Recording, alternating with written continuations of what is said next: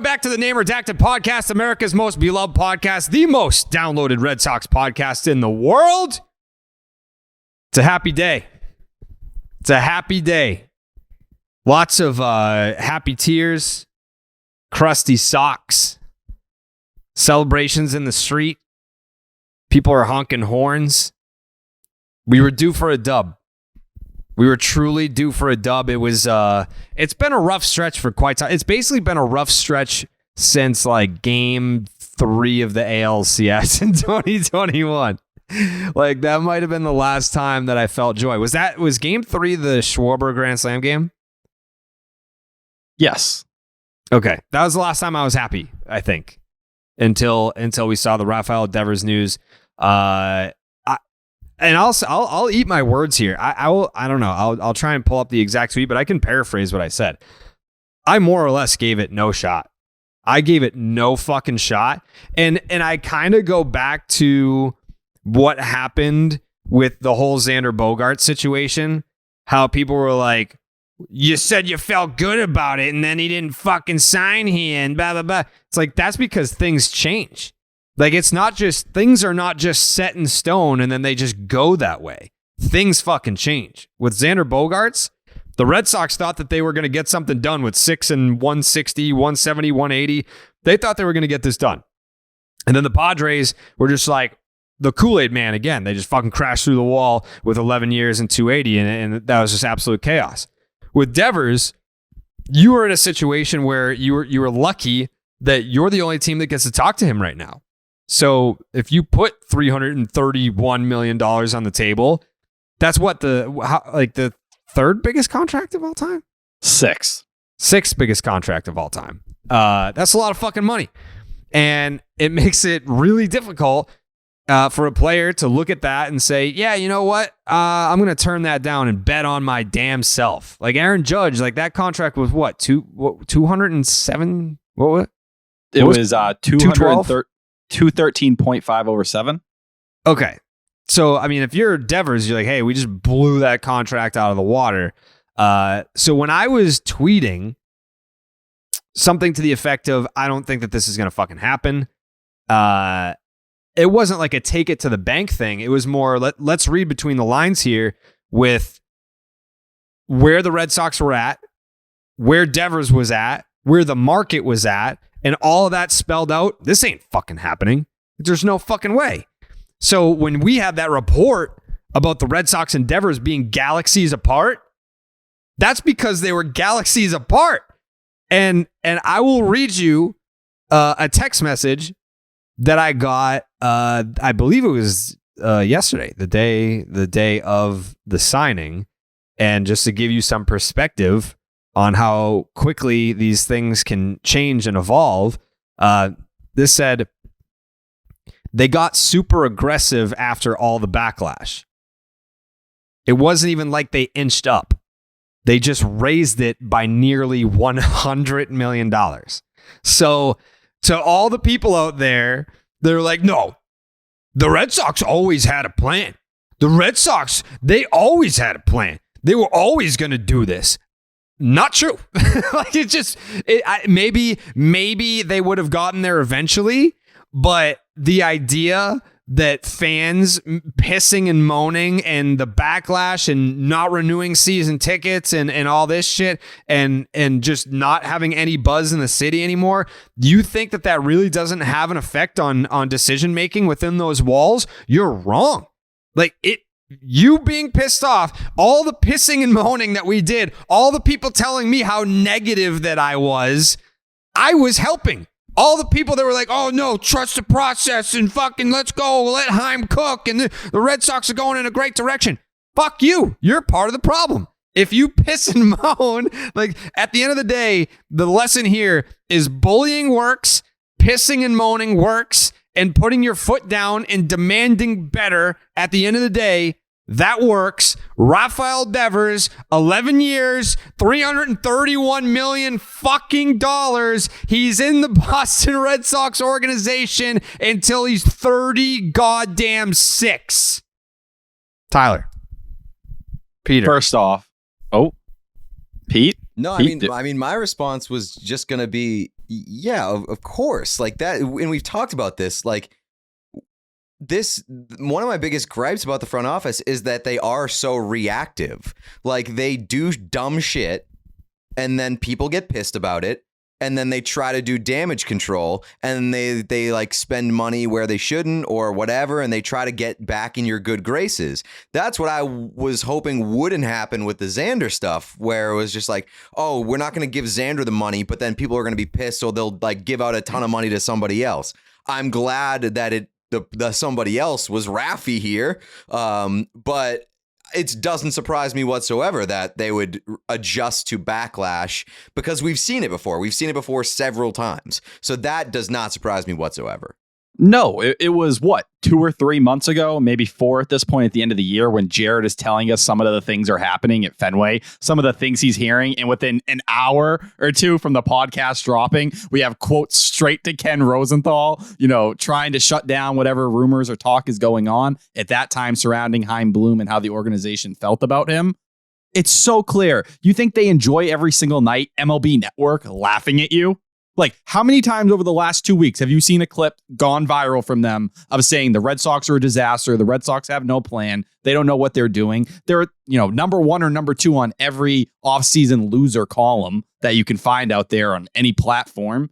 It's been a really, really bad time. And even I think, there's a very small select group of fans who, the Red Sox will never do anything wrong. Everything's always been right. And those are the same people that started trashing on Rafael Devers the last couple of weeks, trying to say, well, look at his body. You don't want him here. Oh, yeah, you were the same people celebrating like the rest of us and thanking God that Rafael Devers got extended yesterday. So some people will run with whatever narrative the organization feeds them, or at least looks like, just so they can try to stick by their side. Yeah, this ownership group is extremely sensitive. They've always proved to be that way. We've seen them, whether it was with Ben Cherington and completely threw him out midseason. Said, you know what? We're going to 180 everything we've been building for years, and we're going to switch to Dave Dombrowski. That's their history. Finally, it took a long time to get to this point, and I think to some degree, did they have to make this move? Yeah, but the way this ownership group has been acting in recent times, we saw when the Xander Bogaerts thing fell through, they had no plan B. They were unsure of everything, and they've been caught in the middle for a lot of this offseason. It's just nice to finally have some clarity. And it's not going to change 2023 or anything like that. But to see a plan, to understand there's something moving forward that's coming together, there's a foundation in place, that's the relief. That's the relief people are excited about. But why are you surprised? This ownership group's been here for over 2 decades. You think they're going to change? No, they've been basically the same way. And like the reactive portion of it, like they are definitely a reactive ownership group. The reactive portion of it too plays into why they lost Xander. Like they didn't take the initiative to put the good offer out there early on. They reacted to what he was getting from the market in free agency, and then it got to a point where he got an absurd deal that they weren't going to react to, which they probably shouldn't have. But like they were waiting for other people to make their move and then reacting to that. And now like they're reacting to the backlash. Yeah, I'll even throw in the June Lee thing. The Red Sox weren't really interested in keeping Bogaerts along in the spring. Over the course of the season, when things played out poorly and everyone was crapping on the Red Sox, and then, the fan base was, pounding the table again and again about Bogaerts, they changed. They said, oh, yeah, we actually do want this guy. And like Jared said, they thought they were going to get him. They thought they were going to up it by a year, and we'd be all sitting here. Bogaerts, 6-7 years, rate at 200. And then the Padres came in like the Kool-Aid man. It's always reactive, and it's a fair complaint about the plan not being able to stay there and be consistent. But hey, we got Rafael Devers here. It's just, don't be surprised. People don't change like that. And that's who this ownership group is. They're going to react depending on what the weather is and how the fan base is screaming. But more importantly, the takeaway here is that bullying works. Yep. You can bully people into good results. Yeah. I mean, when was the Winter Classic? Monday. Tuesday or Monday. Monday. Okay. So, I was told that the deal actually came together on Monday, which was the day that fans booed John Henry at Fenway Park. So, obviously there were whispers about it Tuesday, Wednesday, and then it really started heating up on Thursday, and then ultimately came to fruition. Came to fruition on Wednesday. This actually was officially happening on Monday. So the day that John Henry was getting booed at Fenway Park was the day that the Red Sox essentially got this done. Like this was a formality following Monday. But I love the idea of John Henry getting booed and then like sitting down in his seat and just sending a text. All right, cool. Up at 100 mil. Yeah. Like that's essentially, I don't know the order of events when they upped it like that, but that's the rumor. That's the rumor, is that overnight they basically bumped it 100 mil. It's that when we were told that it was galaxies apart, it's because it was galaxies apart. And then once they saw the backlash, they were like, fucking bump that shit 100 million. But like, as much as I make fun of John Henry, I feel like I may operate in the same way where it's like, you know what? Fuck you. If I give you $100 million, will you stop being mean to me? And it would work. Yeah. If I had that much money, I think that's the way that I would operate. Just think, you win 4 rings here, and that doesn't excuse what's been going on here, but you win 4 rings and still it feels like none of this fan base likes you. They just shit on you every time they bring you up. They want you gone. They're asking you to sell the team, large portions of the fan base. And you're at the point where there was no excuse. And I think the Red Sox partially realize this. There's no excuse. No front office guy. You can't throw this on Heim. And we've seen there's been certain things, some of the Mookie Betts stuff in that June Lee article where they, some of that blame got pushed a little bit to his side, saying, we didn't ask him to trade Mookie specifically, but we knew what the situation was when he came in here. It's just one of those spots now with John Henry in this ownership group where I just lost my train of thought. Where was I going? One of these spots in this ownership group. Before that? Something about what June Lee wrote. Pete, what did you just say? I said that I would give somebody $100 million to stop being mean to me. Oh, yeah. That $100 million. And we see where that ownership, that's not a Heim Bloom thing. Heim Bloom didn't just certainly change his evaluation by $100 million. That's John Henry saying, all right, I'm actually going to put the fucking money on the table. Yeah, I mean, if there is ever a clear-cut evidence that this is not a Heim Bloom thing, you don't just suddenly find $100 million in the budget if you're the general manager. No, and that's the thing here. We've been sitting here, and I know some people wanted to immediately say thank you, Heim Bloom, or whatever yesterday. Trust me, as a Heim guy, I'd love to be that person. But you can't. We've sat here and called the whole Rafael Devers situation an ownership thing for the past couple months. It's why we spent so much time on this topic. The ownership group stepped up. They finally actually put their wallet on the table and acted like any other owner in the right market who has a guy entering his prime at age 26, who's one of the best hitters in all baseball, has the most extra base hits since 2019 in the entire sport, the most doubles. Anybody with a brain, any guy, Heim Bloom, whoever you want talking, leading a front office or whatever it may be, they don't even have to think. Of course they pay Rafael Devers, but it wasn't a Bloom decision in that way. There's plenty of, fault you can put on Bloom for the Bogart situation. The Devers situation, it was fully in ownership's hands.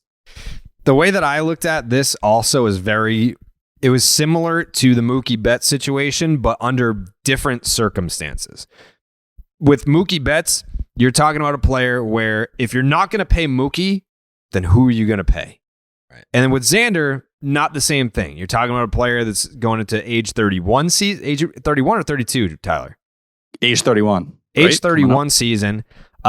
You can point to the hard hit ball metrics and things that are in decline and whatever with Xander Bogaerts, and you can talk yourself into like, okay, fine. If you're not going to give Xander Bogaerts $200-something million, then that money needs to be allocated somewhere else.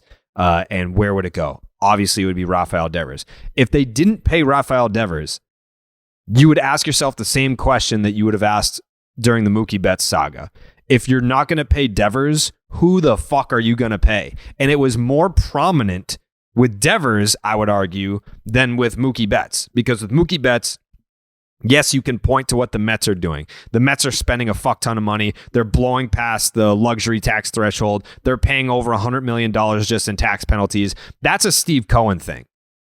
Like, I like the fact that it's putting up pressure on other owners to spend money, but I get why owners aren't blowing past the luxury tax threshold and paying over $100 million in taxes because they want it to be profitable. Right. There was no precedent for that when the Red Sox didn't want to do it. Right. And so I like can that, swallow that, and like Right. I can, that's fine. Like if you want the margins, whatever, like you are essentially running a business with this Major League Baseball team, that's fine. So with Mookie Betts, tough pill to swallow, but there's a justification behind it. But that brings us to now. You traded David Price along with Mookie Betts to get under the luxury tax threshold so that you could now get to a point where you could dish out the $300+ million contract. You weren't going to spend, or you could have, it was an option, but the Red Sox decided we're not going to spend $500 million on 2 players. Okay, pick one. Devers was the guy. Fine. $331 million. If they did not do that, which when did that was still the month of December, right? The Galaxies Apart report, Tyler? Yeah, that was before Christmas. Okay. Yeah, I feel like that was right on the heels of the Xander stuff. Okay. That was Galaxies Apart was after Xander went to San Diego?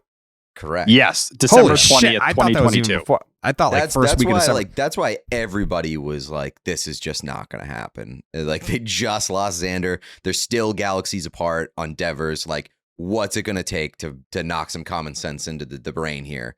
And I was fully convinced that Devers was going to be gone. Dude, I obviously didn't say it on the podcast because I was trying my best to not be negative. Trying my best.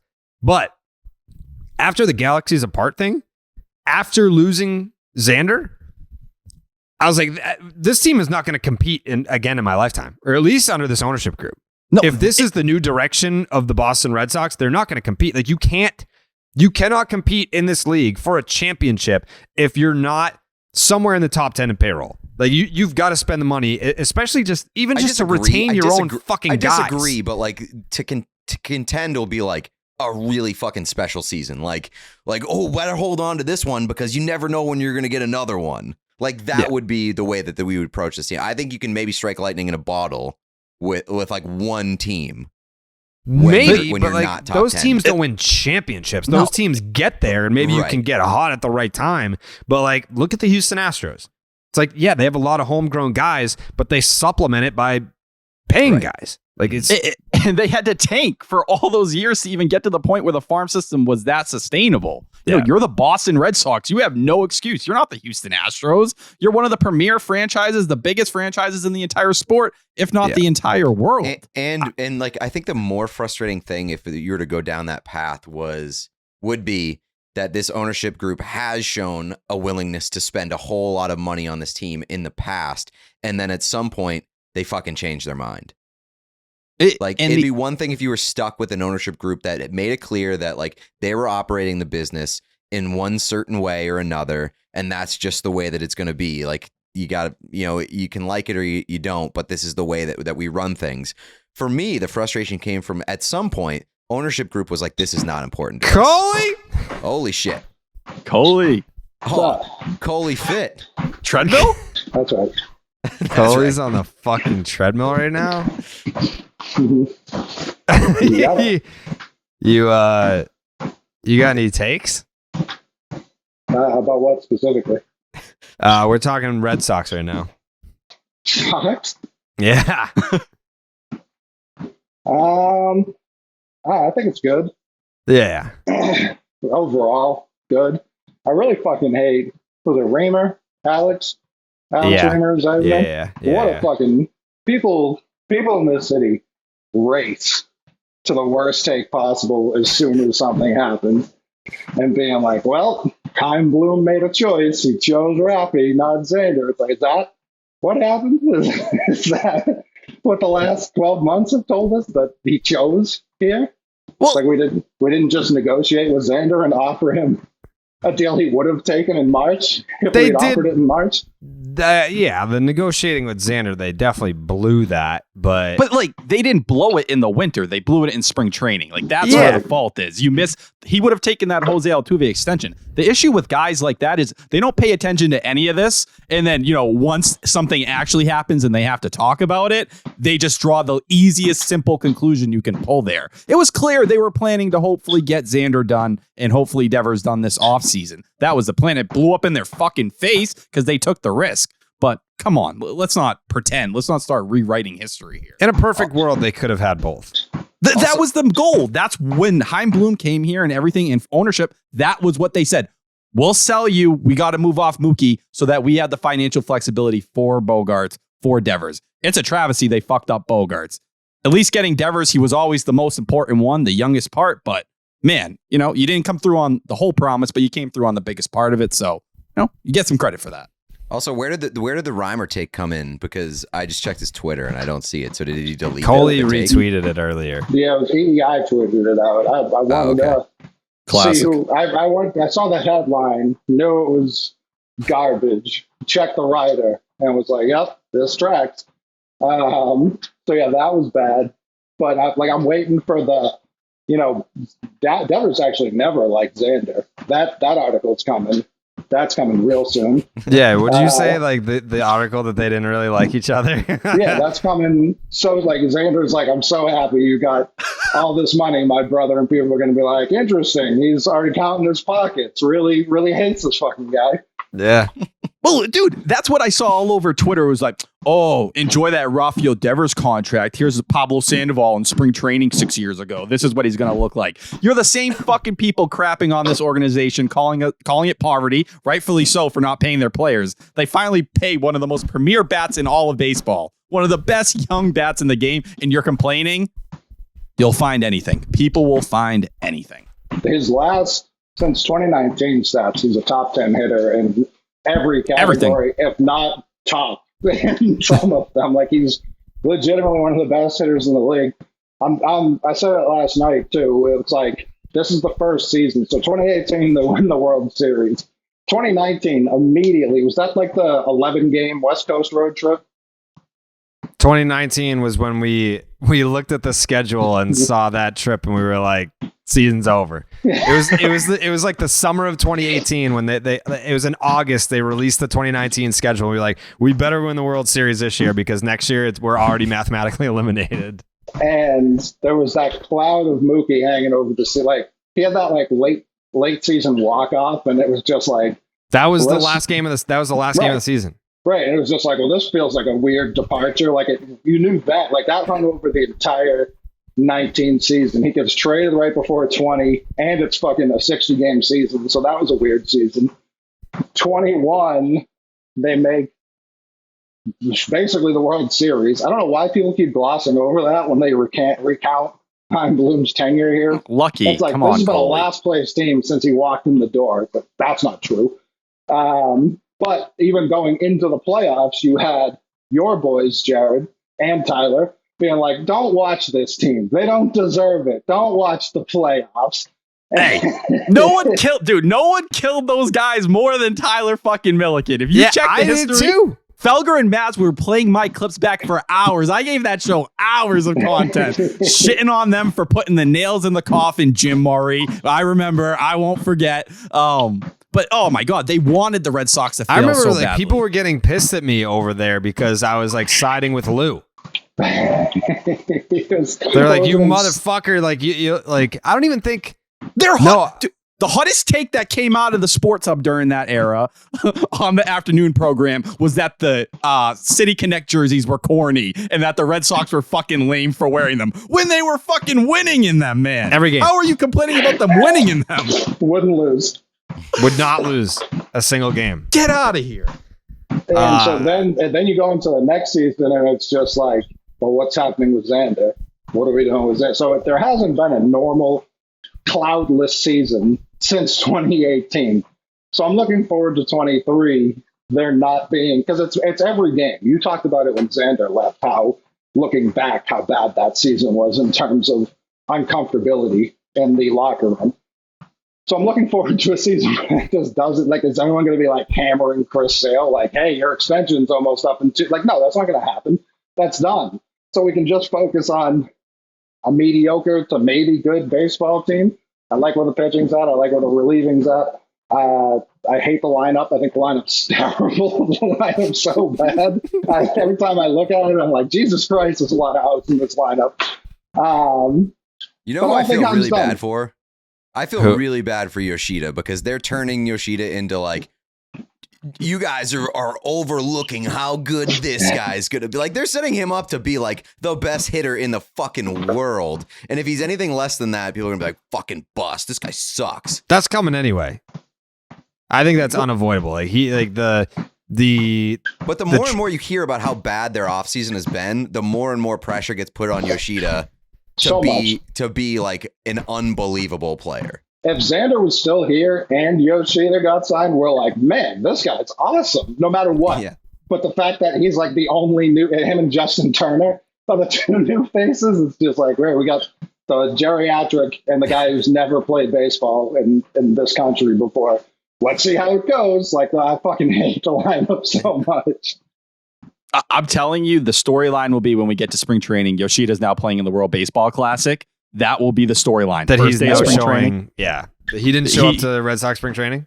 That's going to be it. People are going to say, oh, how is he going to make the transition? Does he even really want to be here? He's more focused on that. Reality is, come on. Trevor Story's going to be there. Kike, Devers. Like, come on. Everyone's joining in on this. Everyone wants to be part of the World Baseball Classic. Yeah, that's fine. I got But he's no right. problem People with will him. harp on that. That will be the storyline. Yeah. Dan Shaughnessy will be all over that. Oh, Dan Shaughnessy has not tweeted since Rafael Devers got extended, by the way. Yeah, because it doesn't fit his narrative. Where is he? Is he okay? Have you texted him, Jared? Is he alive? I have not spoken to Dan Shaughnessy in quite some time. Wellness check, please. Somebody. I'm worried for that man's health. Poor Dan Shaughnessy. What's next before the season starts? Is there still, like, they need a shortstop? I think that Not trying there's. to be mean. They need a shortstop. I feel like there will be a trade. I don't know. That's not like a Jerry Scoop Shop. I feel like you guys would obviously know that. This is the Jerry Scoop Shop in totality on this particular episode. I know that they like we'll obviously get into like the Marlins stuff. Like they were linked to the Marlins and trading Tristan Casas and there being like some starting pitching maybe coming back. But I'm kind of like in the Coley camp where like, yeah, I'd obviously love to have an ace starter, but they do still need a shortstop. And I'm kind of not joking where like I would be fine if they just signed Jose Iglesias. Like I just want a shortstop. Like I really do. Do you want him playing shortstop here, Jared, and just keep Story at second, or would you push him back to second and say, "Screw it, we're going to let Story"? No, shortstop. I want Jose Iglesias at shortstop. I want Trevor Story at second base. Because then it's like you can basically keep bringing Jose Iglesias back on 1-year deals until Marcel Meyer's ready.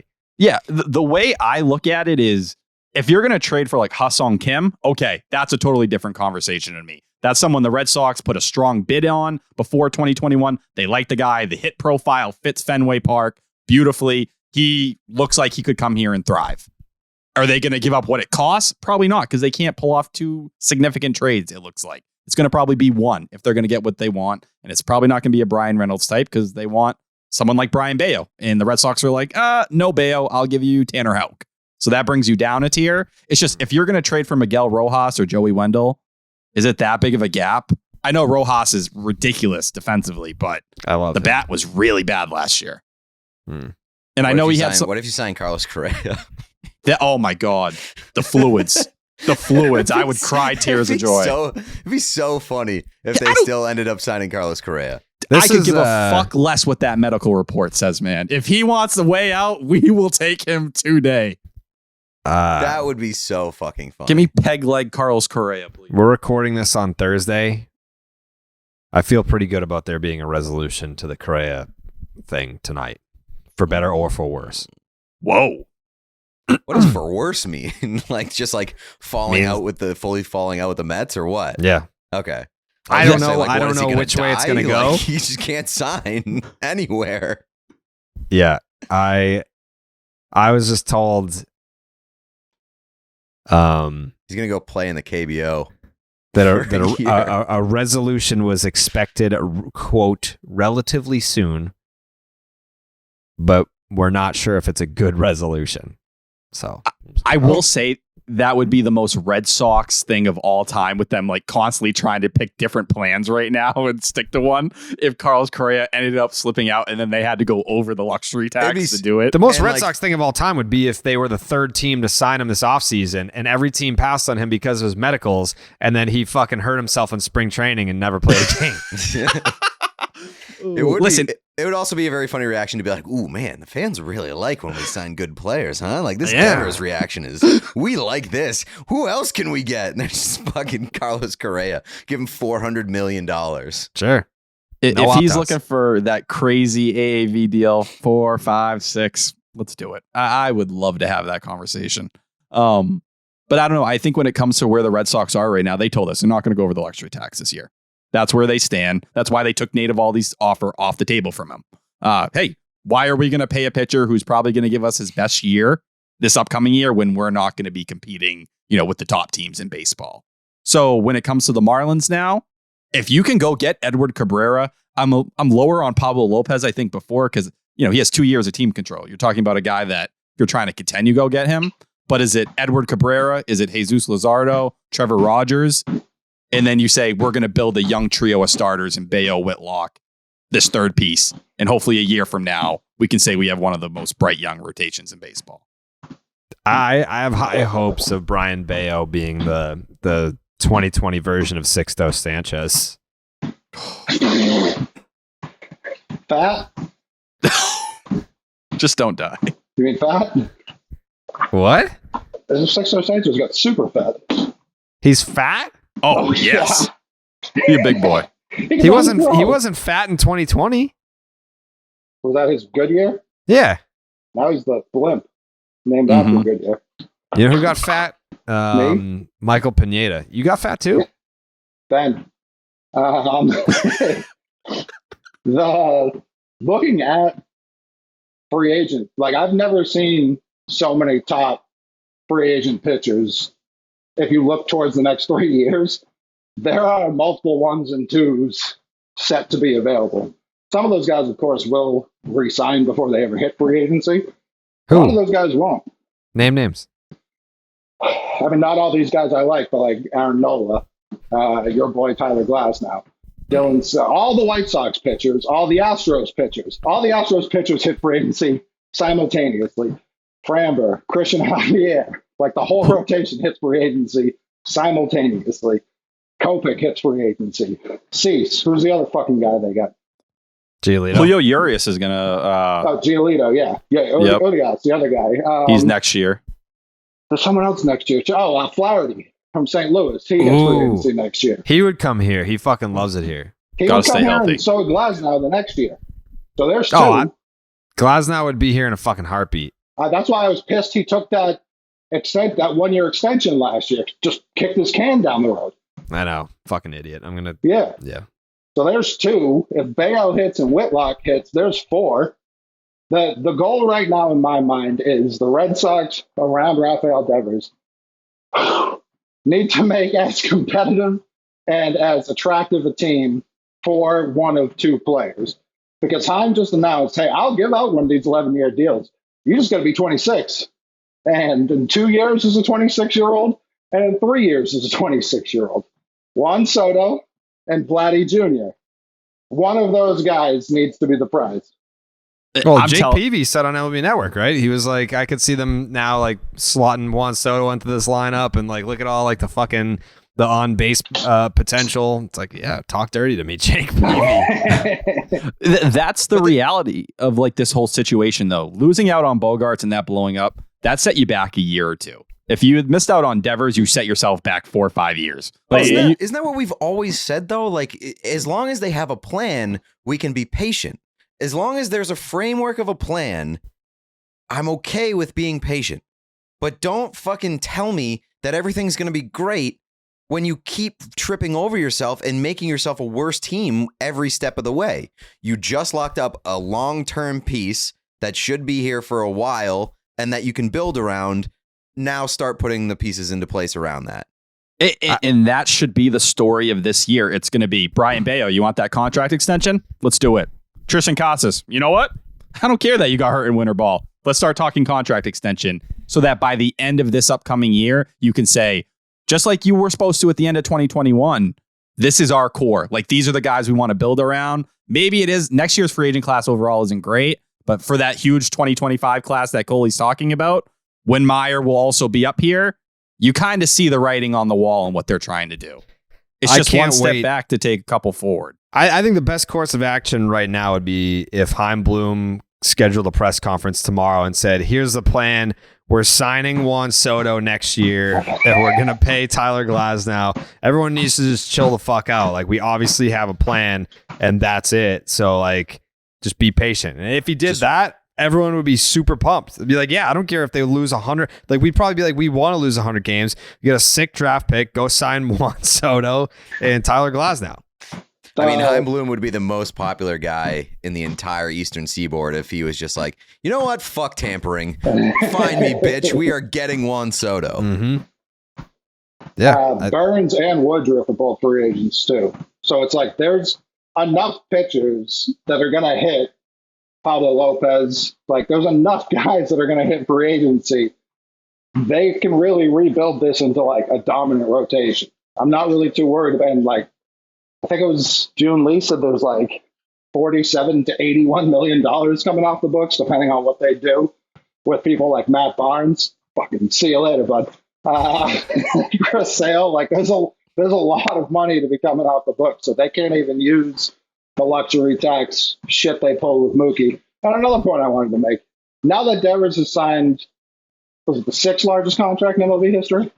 Now that he's done that, you're going to get a lot of people who are like, oh, see, you couldn't have kept all 3 of them. Look how much it fucking costs to keep this guy.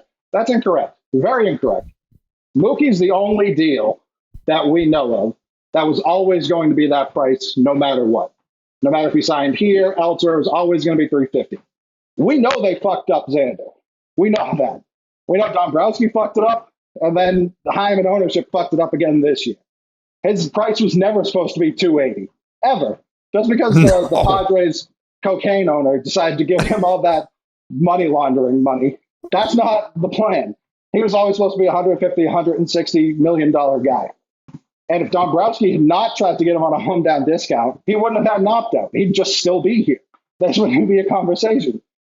And Devers, if you sign him before Austin Riley, who knows what his fucking contract is? So this is where it's like, all right, yeah, he's now getting paid $331 million. It shouldn't have taken that.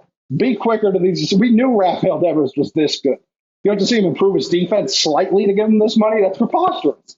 No, and it's even crazier when you add in, it's like you take Bogarts, say it was 150 and like Devers, like mid 200s, maybe Austin Riley deal, whatever you want to call it. Like all of this could have been figured out in such an easy way. And it's easy looking back, but like, it's not that hard. That's an ability to read the market, and that's stuff you got to put on the front office. That's why you can't make that mistake with Casas and Bayo. You can't. You got to realize, like the Braves, and say, we're getting these fucking deals done, like the Astros. You know what I mean? You got to get ahead of this stuff. And I know some people are freaking out. They're like, oh, well, I don't want to give it to Tristan Casas already. Okay, you want to wait a couple months? Be my guest. The price is only going to go up. Either you trust your evaluation or you don't. And if you give one of these deals and they don't work out, guess what? They don't fucking kill you. When you give money to guys this young, it's nothing that's going to ruin a franchise like the Red Sox. You're not some poverty, team. Even the Mariners got past Evan White. They gave him that deal and he blew. He legit absolutely gave him nothing moving forward. Not even in the plans anymore. Well, that's why I think the Mariners are more the blueprint than the Braves, and not even Evan White, but what they just did with Julio Rodriguez. They gave him like a 7-tiered contract, like completely covering it. There's now, like, what the Braves are doing, that extortion ring, for sure it's hard to replicate elsewhere. The Mariners giving Julio Rodriguez, like, one of the best players in baseball. What was the max on that? It was like 415 426, yeah. Yeah, it was ridiculous. Right, and it's like, he has to win MVP 10 times in a row to hit that, but but he can still do it. Right, but the minimum was like, it was in the hundreds, wasn't it? Yeah. So it's like, you can do that with Casas, and if it's over 14 years, yeah, if it doesn't pan out, you're paying him like $8 million in 2037. Oh no. Oh no, that's going to be worth like $8,000 in today's money. No one gives a shit. Figure it out.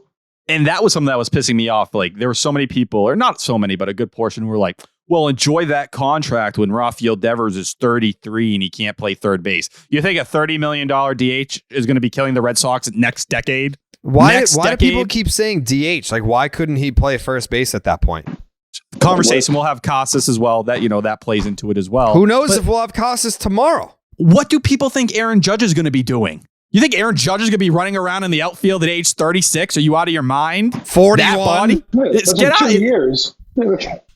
Grow up. I mean, I just really hate when people are like, in 10 years, this is not going to look great. It's like, we're all going to be fucking dead. Who cares? I want to have fun for the next 10 years. And you know what's fun? Watching Rafael Devers play for my favorite baseball team. What? Said Pete's planning on being dead at 42. I absolutely am. Respect. Yeah, respect. Like I said, every time one of these long contract conversations comes up, if you're afraid of years 9, 10, and 11, you're in the wrong business. Like Right. that's cutting your nose to spite your face. Like, oh, I don't want 8 Hall of Fame level years because years 9 through 11 are going to be like replacement level play. That's so fucking stupid. And the other thing is, it's like, we're not talking about Rafael Devers at 40. He's going to be 36. 36. Like, Aaron Judge is going to be 40. Trey Turner is going to be 40. Xander Bogaerts is going to be 41. Do you think Devers gets another contract after this? Yes. I hope so. I hope he gets a nice little 3-year deal to wrap it up here. 3 or 4. DH, I can't take wait the poppy mantle to be 44 years old being like, Devers fucking has to retire here, bro. Like, I'm just going to be like, everyone's like, dude, are you ever going to get fucking married and have kids? You're almost 45 years old, and the only thing you care about is if Devers is going to ride off into the sunset with the Red Sox. priorities. Like, get a fucking grip, pal. But that's what I'm going to care about 11 years from now when this deal comes to conclusion. I also, the take today that, oh, well, look, the no trade clause, the Red Sox are only bringing him in here for the next 3 or 4 years, and then they're going to trade him because it's a team-friendly deal. Like, come on.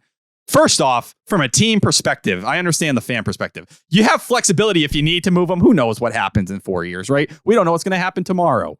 But still, there's nothing to be mad about at this deal. He could have went to free agency and got 14 years. He left years on the table. He did. Basically, I did laugh very hard when we were all celebrating the deal in the text chain, and then Coley immediately kicks down the door and is like, "Sign and trade, here it comes." Yes. yeah. But like, see, that's Coley joking. It would have been fucking hilarious. But see, like, that's joking. There's people who actually believe that. They're like, this is the whole ploy. Like, this is what they're trying to do. Come on, man. Come on. By the you way, think they're like, going to hand out this contract and take the risk and then say, oh, we're going to trade one of the biggest contracts ever and hope that just goes fantastic for us? The 11-year deal includes the 1-year arbitration deal that they just came to yesterday, the day before. So it's a 10-year, $313 million deal. Like, if you were to tell me that if Rafael Devers became a free agent, that the price would be 10 for 313, I'd be like, yeah, that's fucking, yeah, sign me up. I feel like everyone was like, all right, if he goes out there this year, especially because of the banning of the shift, every analyst that I've heard talk about this on MLB Network is like, this is going to benefit left-handed hitters who hit the ball very hard more than any other type of hitter. And I was like, oh, that sounds a lot like Rafael Devers. So if he goes out there, hits fucking 35 home runs with 60 doubles, do you think that you can still get him for 10 years and $313 million? Fuck no. Especially after what all these guys just got this past offseason. No chance. No chance. And like, we know it. We watched, every game last year. What Rafael Devers did, he did like 95% of what he did in the first half last year. And he had a bum leg and he couldn't run and he still went out there. That's where you see the Xander Bogaerts leadership and how that impacts the next generation. But Devers went out there. I think he hit 5 home runs in the second half. 7. If you get legitimately 7. 7, so there you go. So like, we're talking a healthy Devers where he's not playing on one leg. Do you know what that stat line looks like, man? That's a $400 million price tag. 400. Here's a question though. You just brought up the word leadership. Who's the leader on this team? Yoshida.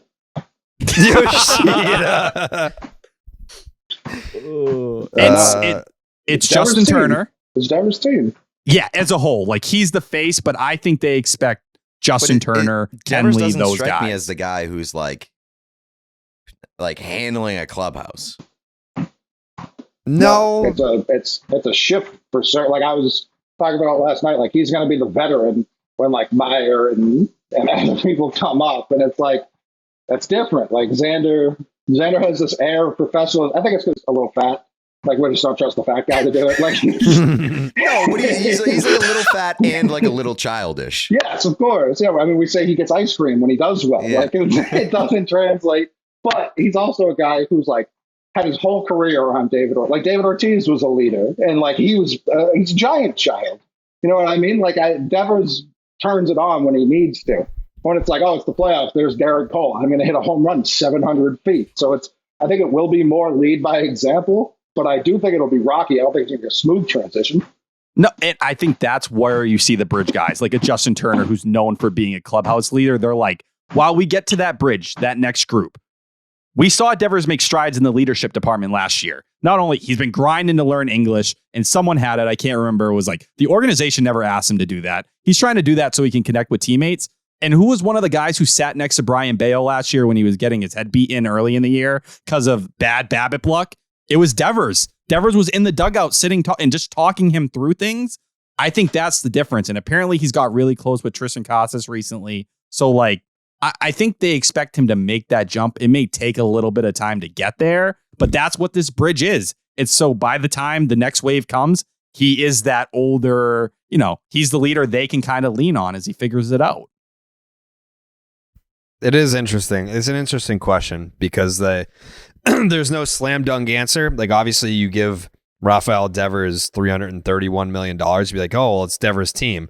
Well, if the Red Sox are, it's the trade deadline or it's getting close and they're in second place, they're a couple games out, but they've just lost 6 straight games.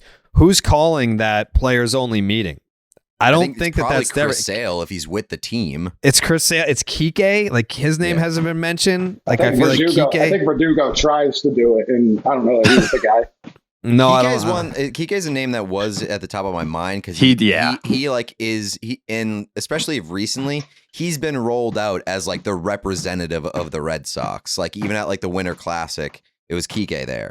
And he's just constantly around, and he's funny, and he's like charismatic. I think that he's going to be like their forward-facing guy. But behind closed doors, Chris Sale has been like the hard ass, for lack of a better term, hasn't he? And I wonder, like, yes, but at the same time, he hasn't been around the team in like years consistently. Like he's asked to stay home in Florida, so I think there is a little bit of a disconnect there. But it's Kike. There's a reason. Who are making the recruiting calls this offseason? It's Kike and Trevor Story. They expect Trevor Story to step into that role as well. He's had a year here to kind of get it underneath his belt. Will he be that guy? We'll see. But I think the Red Sox are hoping he is one of those guys. Yeah. Coley? No. Who are his friends? Well, he's a free agent. No one's calling him except for Xander. Oh, that's a little mean to say. He has. I'm saying, like, I think of it from a basketball perspective. Like when players link up, they have these cliques. They have these friends that came up in certain circuits. He was on the Rockies. Nolan Arenado signed long-term in St. Louis. Like, I don't know who his other friends are. I don't mean that to be mean. I mean that, like, who his professional friends where he could. That's why I think you need to lean on Devers. Like, when you think, at least in the last 25 years, Dominican royalty in the MLB, it's the Red Sox. That's why they should be, the whole focus after getting Devers should be Soto and or Vladdy, because that's the next generation. And if they can't use that cachet, they've really squandered quite the opportunity in front of them.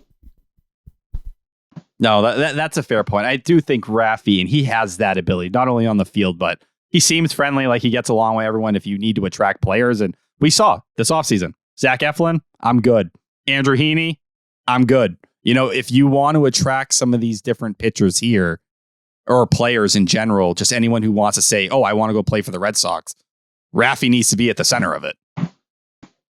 It's also ownership just needs to pay top dollar. Like that's part of it too. They were offering the same contracts as opposed to, no, here's much more.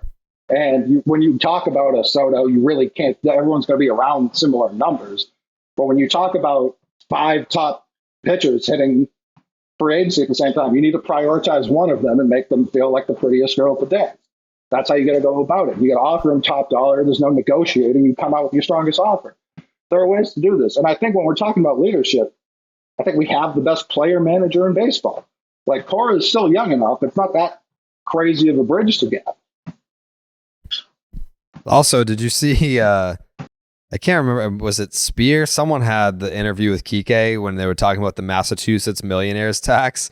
And he was like, what the fuck? He's like, I'm calling he's like, after I get off the phone with you, I'm calling my financial advisor because this is bullshit. Like, it that's going to affect $750,000 because he signed his deal, I think, 3 days too late. If he'd signed it 3 days earlier, he didn't get hit there. But like, there's people who are actually using that as an excuse, like for the Red Sox not throwing. In terms of Eflin, I agree. Like, if you wanted him that badly, throw a Kike, couple that's extra going mil to and get it done. affect. Devers, it's like, all right, cool. I have to give up $750,000. Devers has no idea what taxes are. No. No. Like that's just not going to be a He's dent. going to be arrested halfway through the contract for tax evasion. This is not being talked about enough. He's going to be in prison for the second half of the deal. It's brutal. We're talking about shortstops and we're talking about trades. And I know Jared enjoys, maybe isn't the right word, but he appreciates when I concoct something. Mm. And I've been thinking, Oh, boy. we had lightly looked at Sean Murphy. Lightly. Not as aggressively as I would like, but lightly. We've been looking at shortstops. Not very good ones. Not great ones. There's a team with an offensive catcher and a shortstop that's played like 80 combined games over the last 2 years. And we've made multiple deals with them in recent history. It's the Kansas City Royals. Get me out of Mondesi and Salvi Perez. I need them both. The Royals can't pay that. That's like the whole GDP of Kansas City. And you want to talk about a leader? You want to get an instant leader in here? And he's only still like 30? Do you think, first of all, I don't know if he has no trade protection, but like if you're Salvador Perez, aren't you like, I don't want to go? Like, I'd rather be on a shitty Royals team than a good Red Sox team? Well, I don't think so. He literally has a Royals tattoo. No, I understand that. It's a championship one, isn't it? Yeah, but it's not like the World Jason Series Terry logo. has a Celtics Larry O'Brien tattoo. I don't know if these count. But like, look at Salvador Perez. Let's be real. He's 32, but he's actually 42. The guy can't, he's not playing catcher for much longer. It's nice that he gets some home runs. We don't need him to play catcher much longer. We signed a 39-year-old Justin Turner to DH. Well, exactly. So where are we going to play Salvador Perez? Catcher and DH. He can catch this year. Ugh. He's locked up long term though, isn't he? I think he's got 5 years left. Oh no. 5 years? No. There's a lot of club options. I know he can hit free agency in 2 years, and that's a club option, not a player option. 5 years of Salvador Perez. So he's under contract for the next 3 at 20, 20, 22, and then there's a team option for 26. So we can't pay $20 million for a catcher that can hit? No, because I don't consider him a catcher. He's too bad defensively. We don't have good catchers. At least we have guys who know how to catch. Did people not watch fucking Reese McGuire last year? Like, I feel like he was pretty good. Good for the Red Sox. He also cannot go anywhere near a school zone. That's okay. That's fine. We're not asking him to do that. And Mondesi's a free agent like next year, I think, like very soon. God, what attracts you to Mondesi? It's Raul Mondesi's son. He had the 1 year he was healthy, he was good. The rest of the time he's played, he's been objectively not good. They could not be more different players too. Which is seriously. Raul Mondesi was just like a fucking menace. Yes. But he was so funny. Very funny. He's just a violent player. Somehow dating back to 2016, he's never even come anywhere close to 162 games. No, he sure hasn't.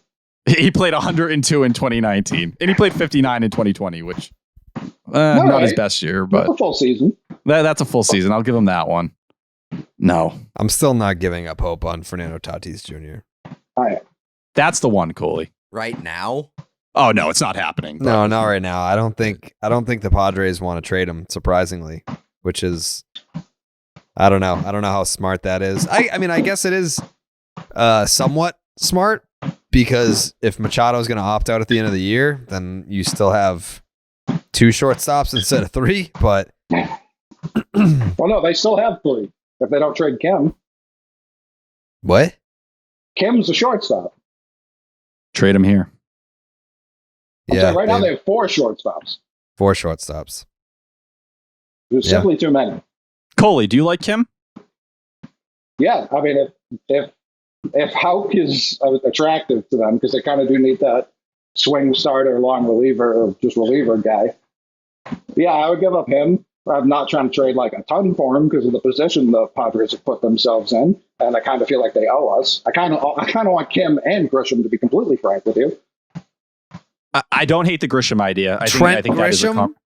Yeah, he hasn't hit for a couple years, but the glove is absolutely ridiculous. He was But- like an automatic out in the playoffs. He was It's what Hunter Renfroe was in 21. but he's better defensively. It's just hard though, because like you have that conversation. I feel like Grisham would make sense if you were moving like Kike to second, right? Like if we were having that conversation. But otherwise, like, are you trading Verdugo and we're going to run it back like we did last year? That's what you want, Coley? You want?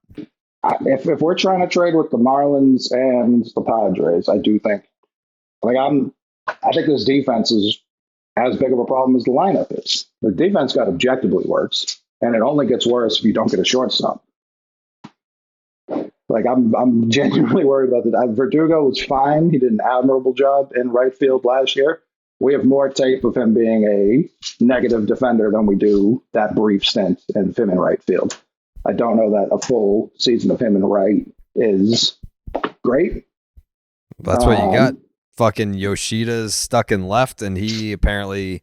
I feel like people are sugarcoating his defense. Like, Me too. I haven't heard a single like positive thing, and then you mix in the fact that he's playing half a season with the Green Monster behind him, and like that's also not an easy task. Like everyone's like, "Oh yeah, you play fucking left field at Fenway, then you're closer to home plate, so it's easier." It's like no. Like it's also pretty hard. It's difficult to Do you remember just learn. Cespedes out there?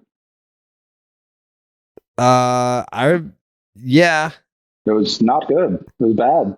Did you read the Athletic piece? I can't remember who wrote it. It was either Jen or Chad Jennings. This one of our scouts, Oryx didn't have it. It was one of the road stadiums.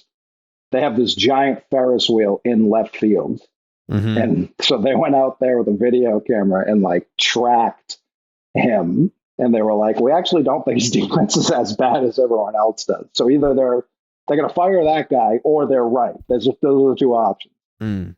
I don't think it will be a situation where we're watching like Hanley take baseballs off his forehead or anything like that. But I think he's just not going to have range. Like, I don't think there's much range whatsoever. And I think that's why they're like, yeah, we'll play him at Fenway.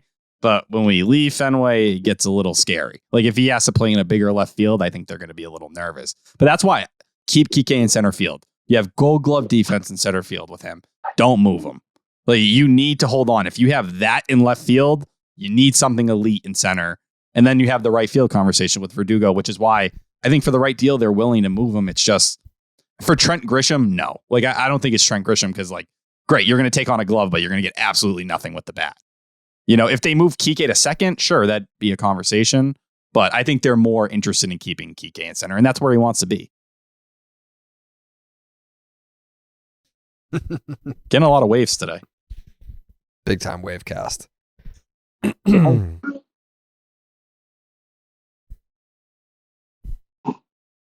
got any takes? Give me a trade proposal. Jake, how are you feeling about the Rafael Devers extension? We haven't heard from you yet.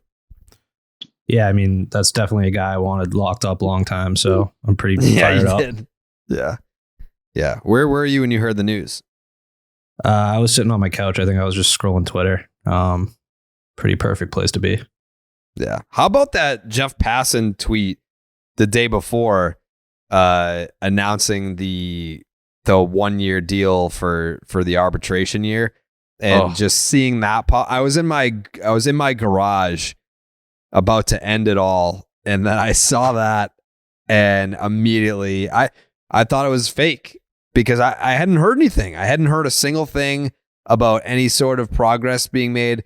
But I see Jeff Passan. This was on Tuesday. Yeah, Tuesday.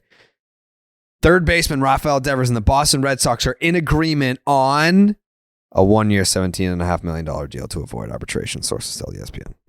That was the highlight of the offseason. Like the first 5 seconds of reading that before you got to the 1 year part, that was the highlight of the offseason before yesterday.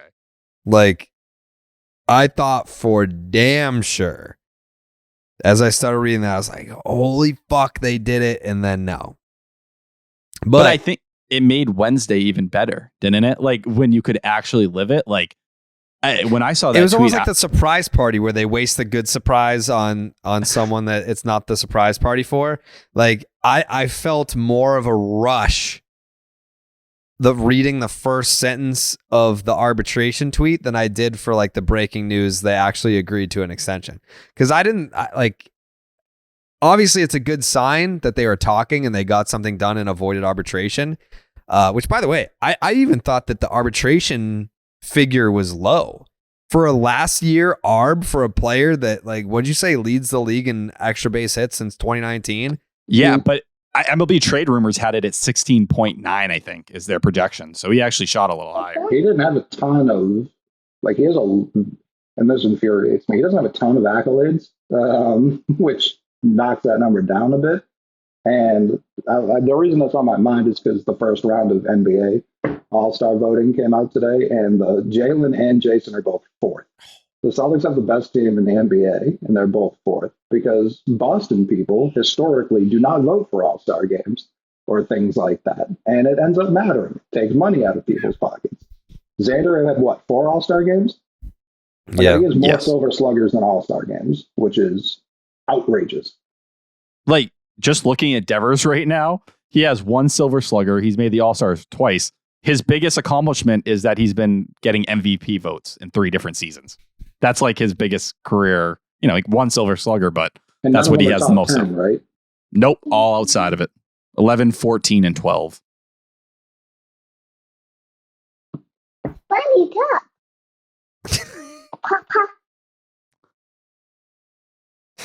I mean, that makes sense. Does she have any takes, Coley? Sailor, what do you think of Adalberto Mondesi? Yeah. Yeah, that's exactly what I thought. Good? Okay. Mm-hmm. Yeah. Changed my mind. What do you think about Salvador Perez? Christmas. That's Christmas. That's Better. really good. Yeah.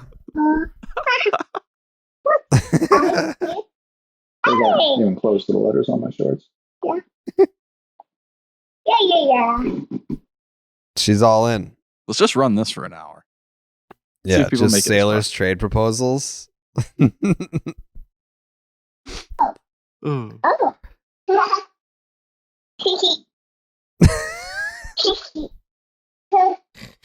Christmas mirror. I feed her a steady diet of crack cocaine. Daddy, Christmas mirror. That's why Yeah, there's no Christmas in there. Oh, there is AJ Preller diet.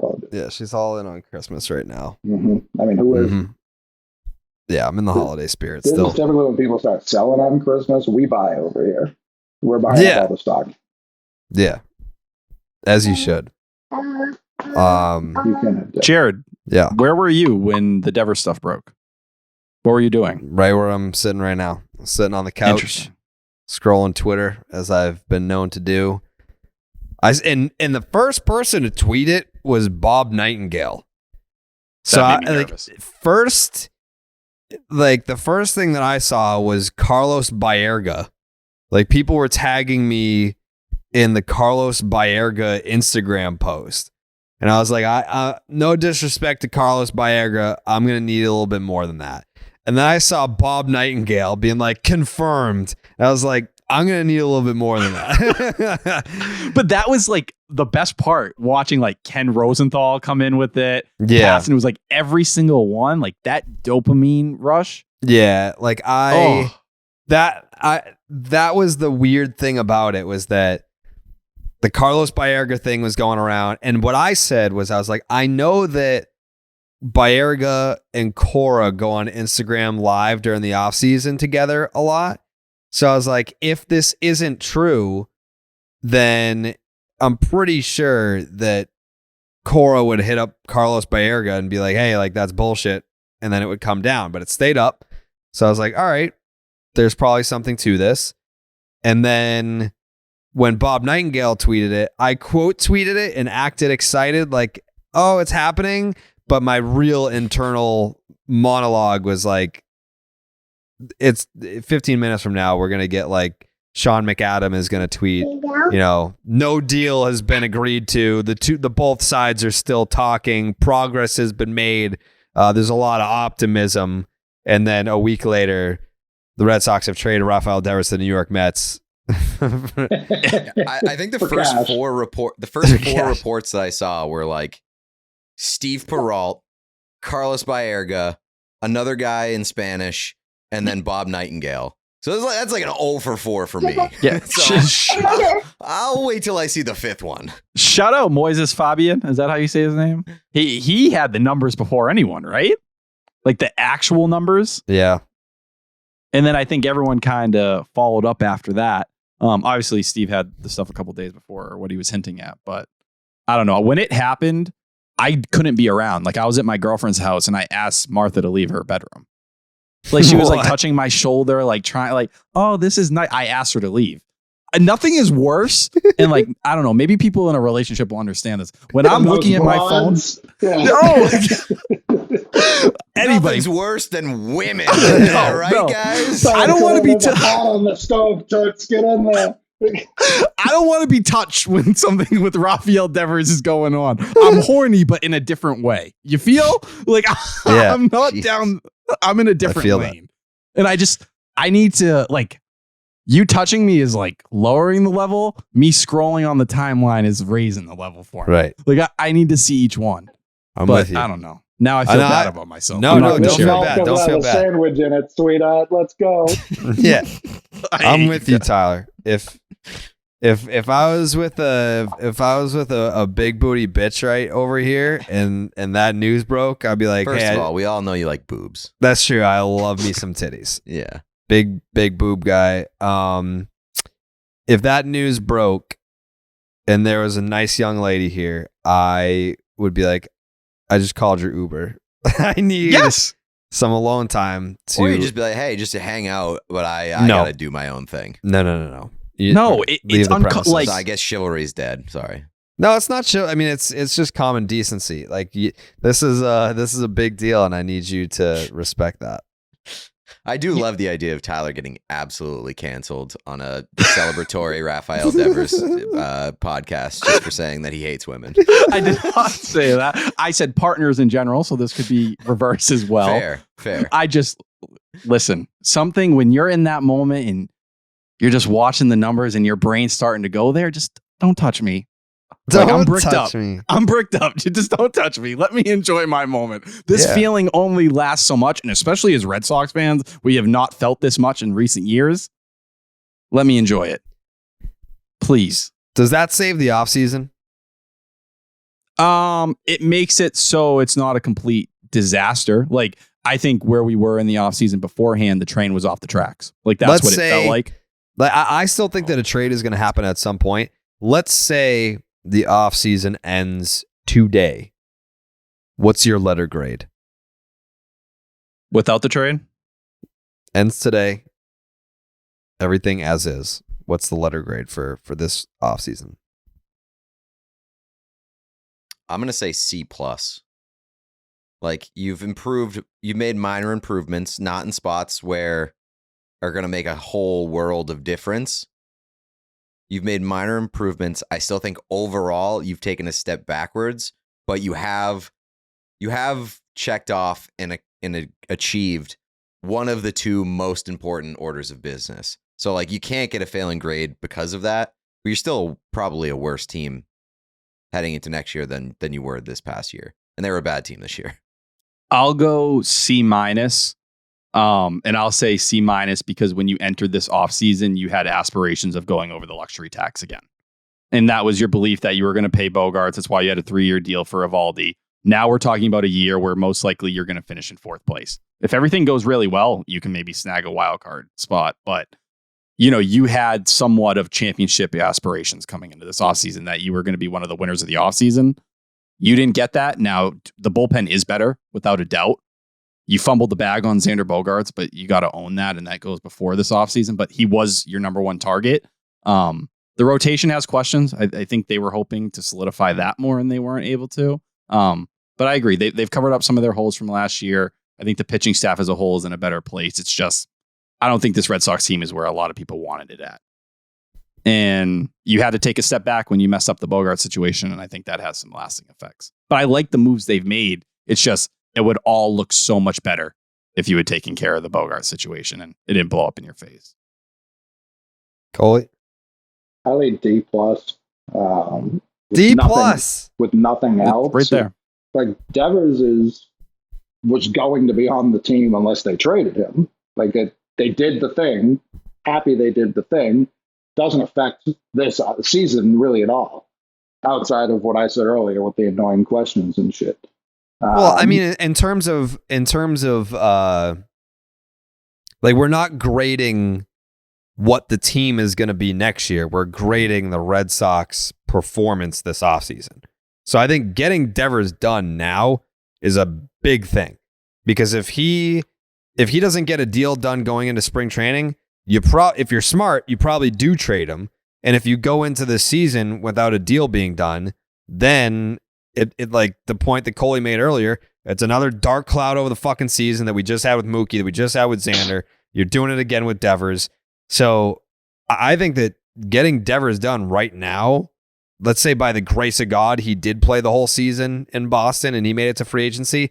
No one would think that he was coming back if he reached free agency. No, absolutely no. Getting that done, I think you got to give a little bit more credit. My counter to that is what I said earlier. The fact that they waited so long is why it cost as much as it did.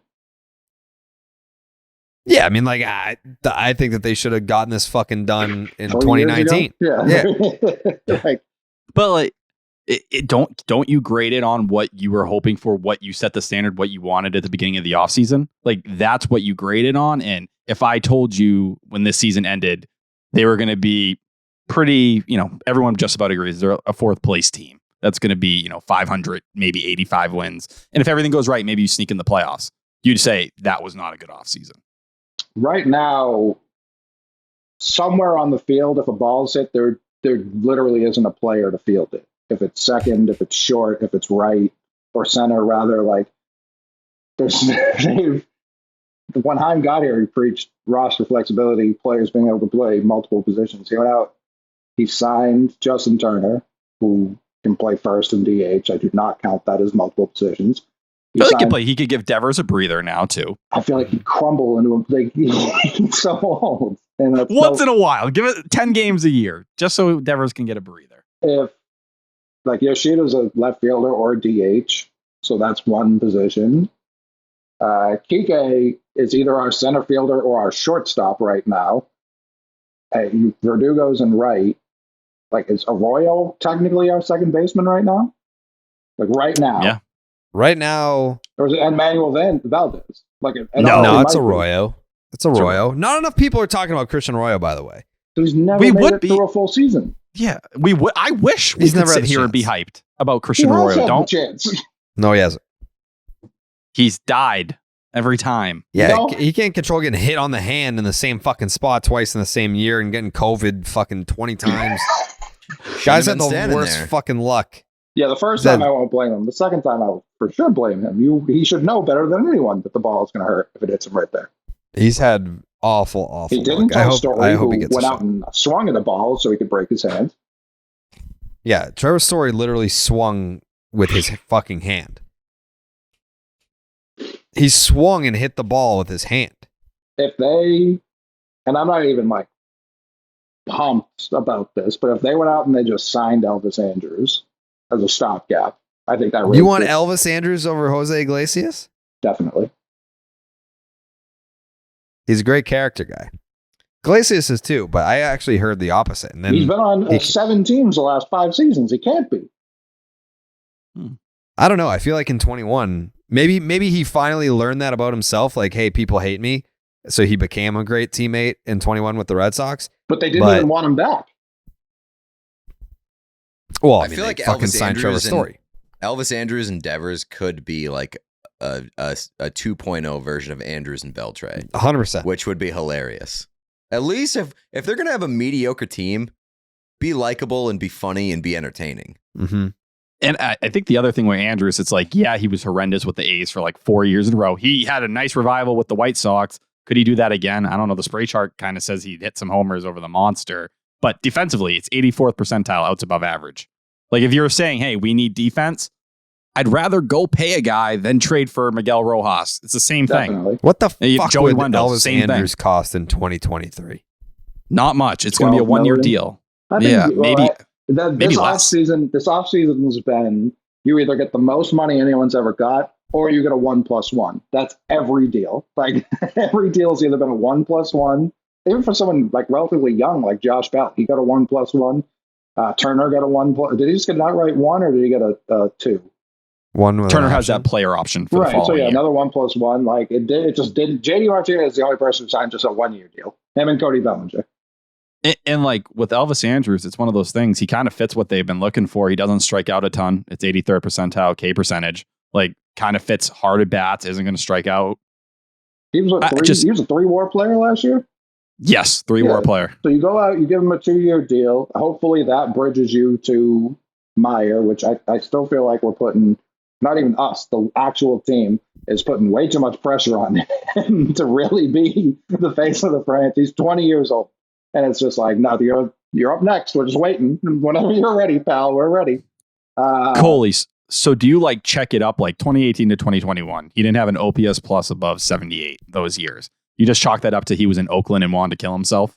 Not necessarily. Like I would quicker chalk it up to he did steroids last year, allegedly. I don't want to say that. I don't want to get sued by Elvis Andrews, but he can throw from shortstop to first. That's my whole barometer for shortstop of the Boston Red Sox. If you can do that, I want you on the team. And like I don't even say that jokingly. I do think there's a Kevin Youkilis aspect to Trevor's Story where if you move him to short and then try and move him back to second, I do think he would break. I do think he would like permanently break. And I don't think that would be his fault. I think that'd be the Red Sox fault. They signed him to be a second baseman. Keep him at second. I think that's his best chance to flourish offensively and defensively. I think he'd be an all-star, like legitimate all-star most years if he stayed at second. If you move him to short, I do think that wear and tear would break him. And I don't like, he's here. I don't want to hate for a Story just because he's not Xander Bogaerts. Just keep him at second. Help him out. Help your team out. Help your investment out. Don't keep fucking moving him back and forth and end up breaking him. Yeah, like I don't fall into the category of people who want to call him injury prone. What makes me nervous is stressing an elbow that clearly has some kind of medical issue there. The arm strength percentiles over the years, we've said them a million times on this podcast. They're not non-existent. They're there for a reason. I will say, you look at Andrews and Iglesias. Iglesias has been a more consistent hitter. Andrews has better defensive metrics. So it's like, you're picking your poison at that point. You're not going to, no matter what, you're not going to get a shortstop that can do everything unless maybe you trade for like Kim and he's really good defensively and average offensively. Yeah, Kim would be ideal. I'm not even giving up on the Jazz Chisholm thing, and he hasn't played shortstop really at this level. But he'd be fun. If we're talking about fun, there's no one more fun than Jazz. Literally no one. If they're going to use trade assets, man, go get an impact piece. And I don't think they're going to get Brian Reynolds, but if it was him, if it was one of the Marlins pitchers, whoever it may be, go get the impact piece.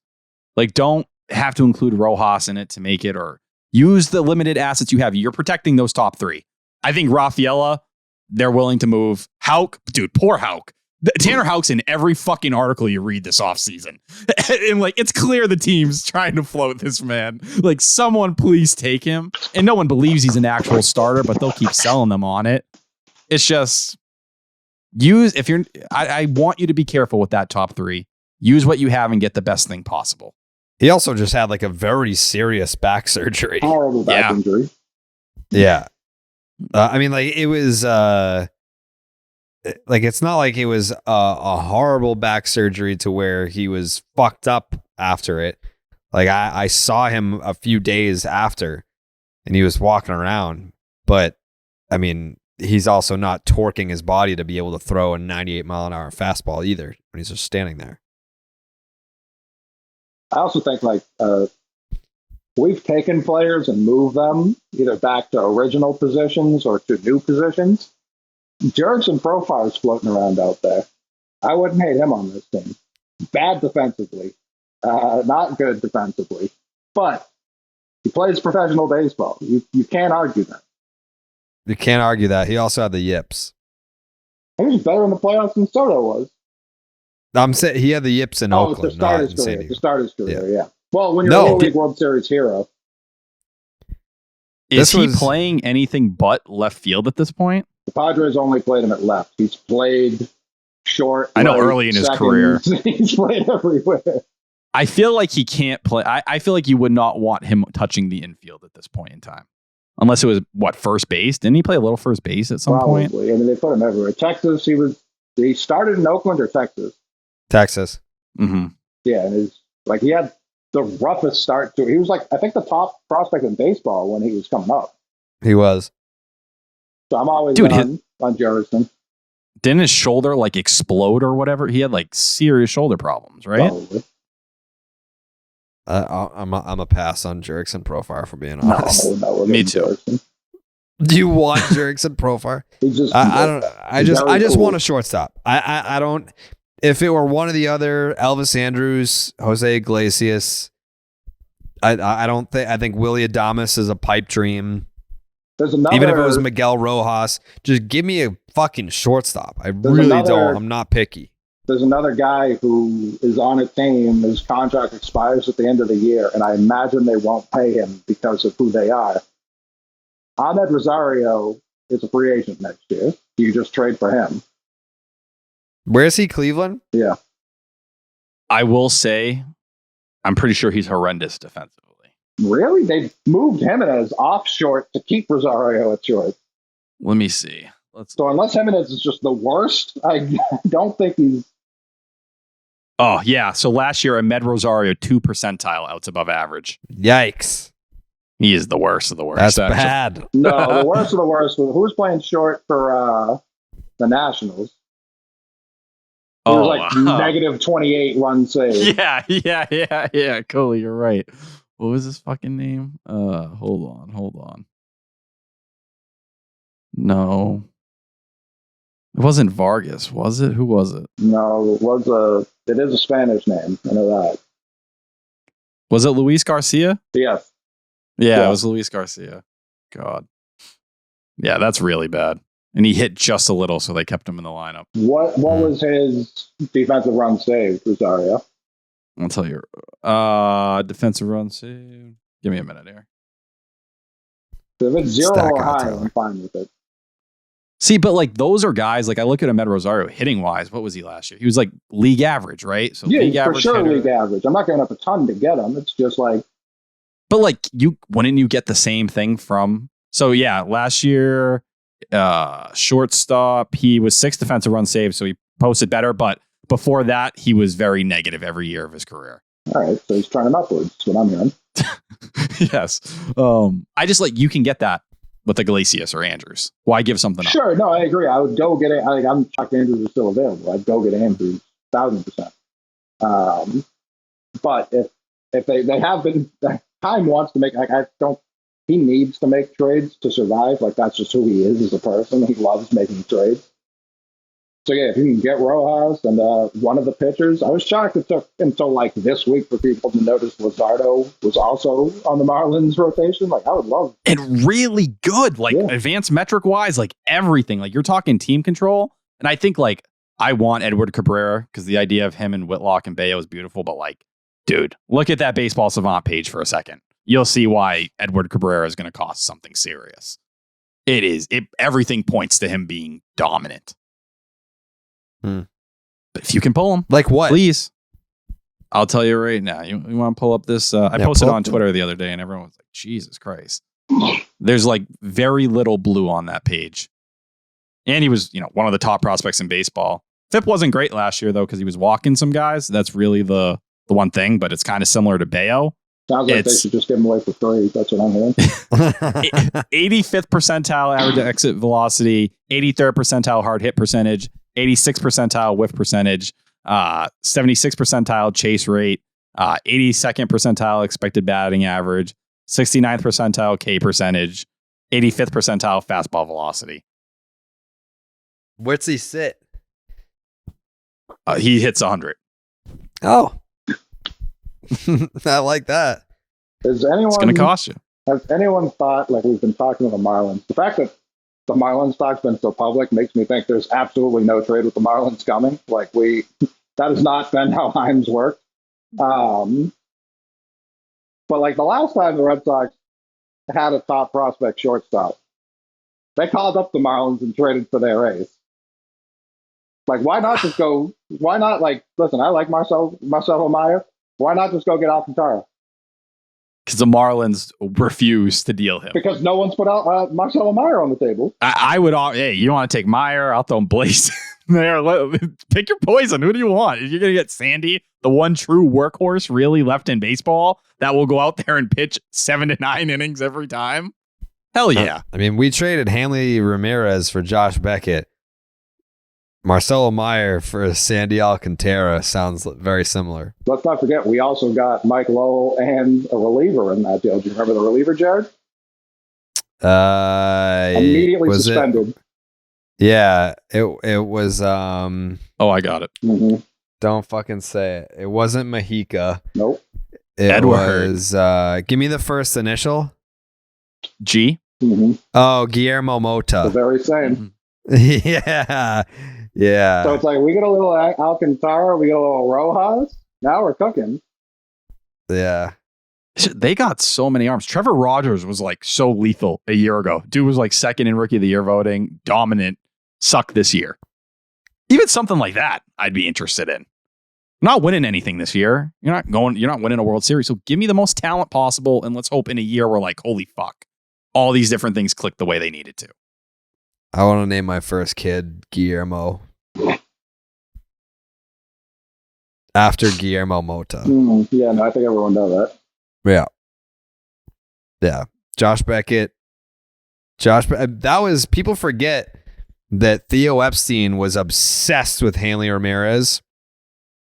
And that's when Theo, after the 2005 season, left Fenway in the gorilla suit. And he like quit being the Red Sox GM. So it was actually Ben Cherington and Jed Hoyer who made that trade. Ben Cherington and Jed Hoyer traded Hanley Ramirez for Josh Beckett and Mike Lowell. And then Theo came back after that. And demanded Guillermo Mota be included.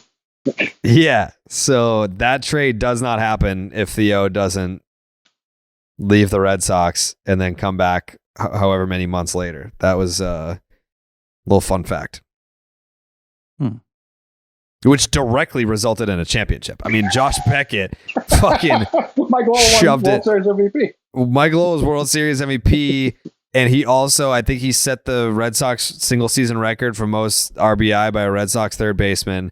And Josh Beckett should have won the Cy Young Award that year and was the ALCS MVP and just absolutely shoved it up the then Indians' asses and then embarrassed, undressed the Rockies in the World Series. Yeah. Yep. Our story, no hits for that Rockies team. Wow. Trevor Story did not get any hits in that World Series. Not one. No. Daisuke had one. Daisuke did have one. Drove in a couple Just runs. saying. So there you go. I don't know. When I hear Mikey Romero talk, he sounds like he thinks he's better than Meyer. So fuck it. Let's put him on the table.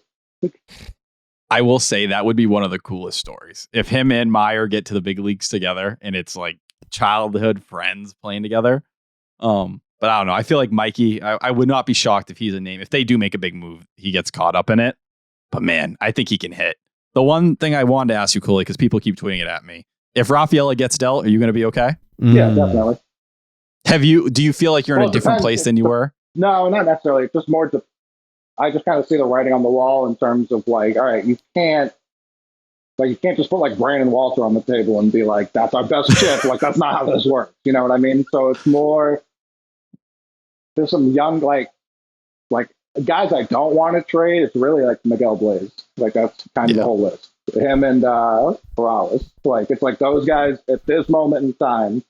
I'd rather see like Mata. I think has some value that like. I'm also kind of scorned by Bob and fucking Duran. Like they're still letting Duran pick numbers. Like he's a person with the ability to talk out loud. Like what are we doing here? We give him a good number. I'm shocked that both of them have made it this far into the offseason. I thought that was going to be a very succinct. I mean, the time to move them was last offseason. If you were going to do it. Now, if they do it, you're talking about the throw-in aspect of a deal. Right. Like, you got to think the Red Sox are sitting here desperately calling teams right now 24/7, knowing they need to clear 2 40-man spots.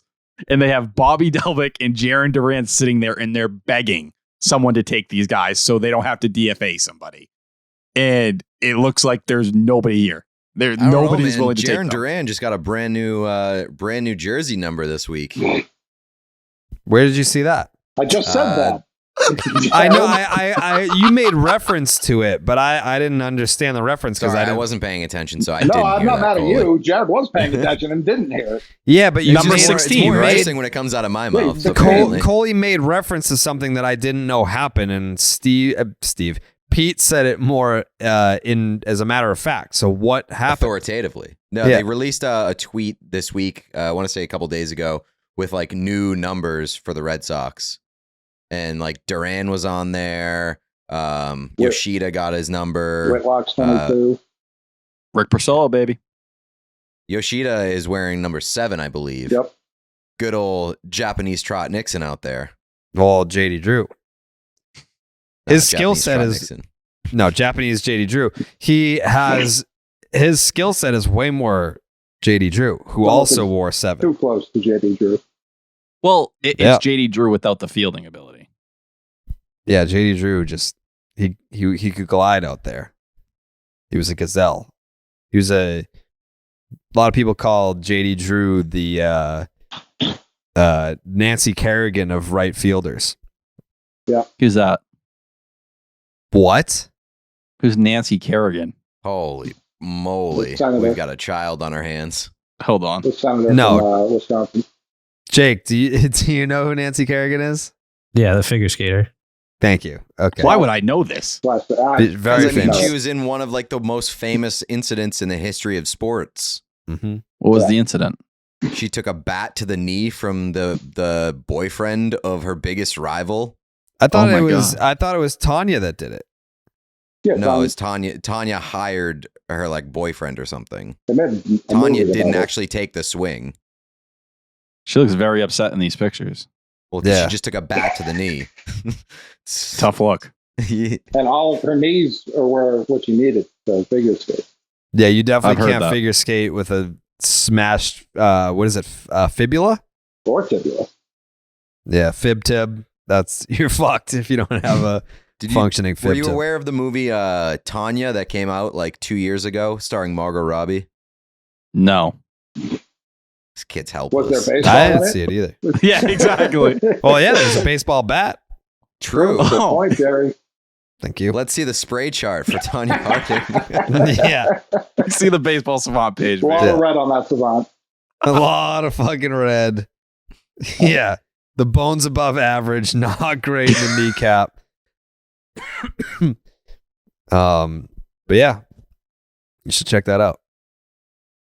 I'll have a review for next pod. Coley, do you just have like the shower running? Yeah, my man is wasting like all of Maine's water right now. Itching to get in there. All right, Coley's having the most productive podcast I've ever seen. He's worked out and now he's gonna shower. And he spent time and with it's his had daughter. like 3 wardrobe changes too. Just like just slowly stripping throughout the course of the podcast. Without these headphones on, I'd be completely naked. So Coley's in on the OnlyFans podcast. Ooh. Yeah, that's true. We got we are Jared, doing that. we got Brock, we got Coley. The big three. Yeah. Why don't you hop in that shower there, Coley? Yeah, probably. All right. You have any last words?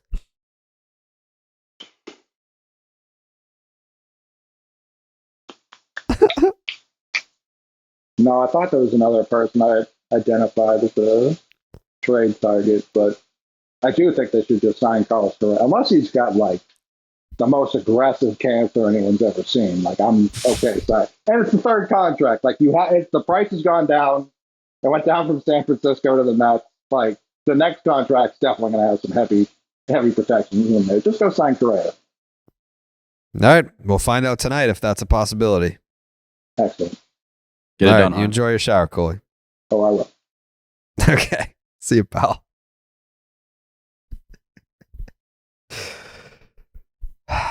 Wow, silence. It's different. And he was running that shower for at least 45 minutes. It's a lot of time. water. Long time. It's a lot of water. They charge by the gallon. No, it's fucking Maine. They just, like, that water is, like, just sucked up from his backyard, probably. No, you know what it is? It's Poland Spring. Yeah. Oh. What it means to be from Maine. Like the Poland Spring that you drink from the bottle is after Coley washes himself and it goes down the drain. Yeah. It just goes straight into the Poland Spring bottle. Yeah. Yeah, I love that. Pete, do you have any like movie or show recommendations for me to get into tonight? It's my first night in the house with internet, and I don't have cable yet, but we're getting there. But I do have internet. Yeah, Top Gun Maverick. I don't know that I'd like that.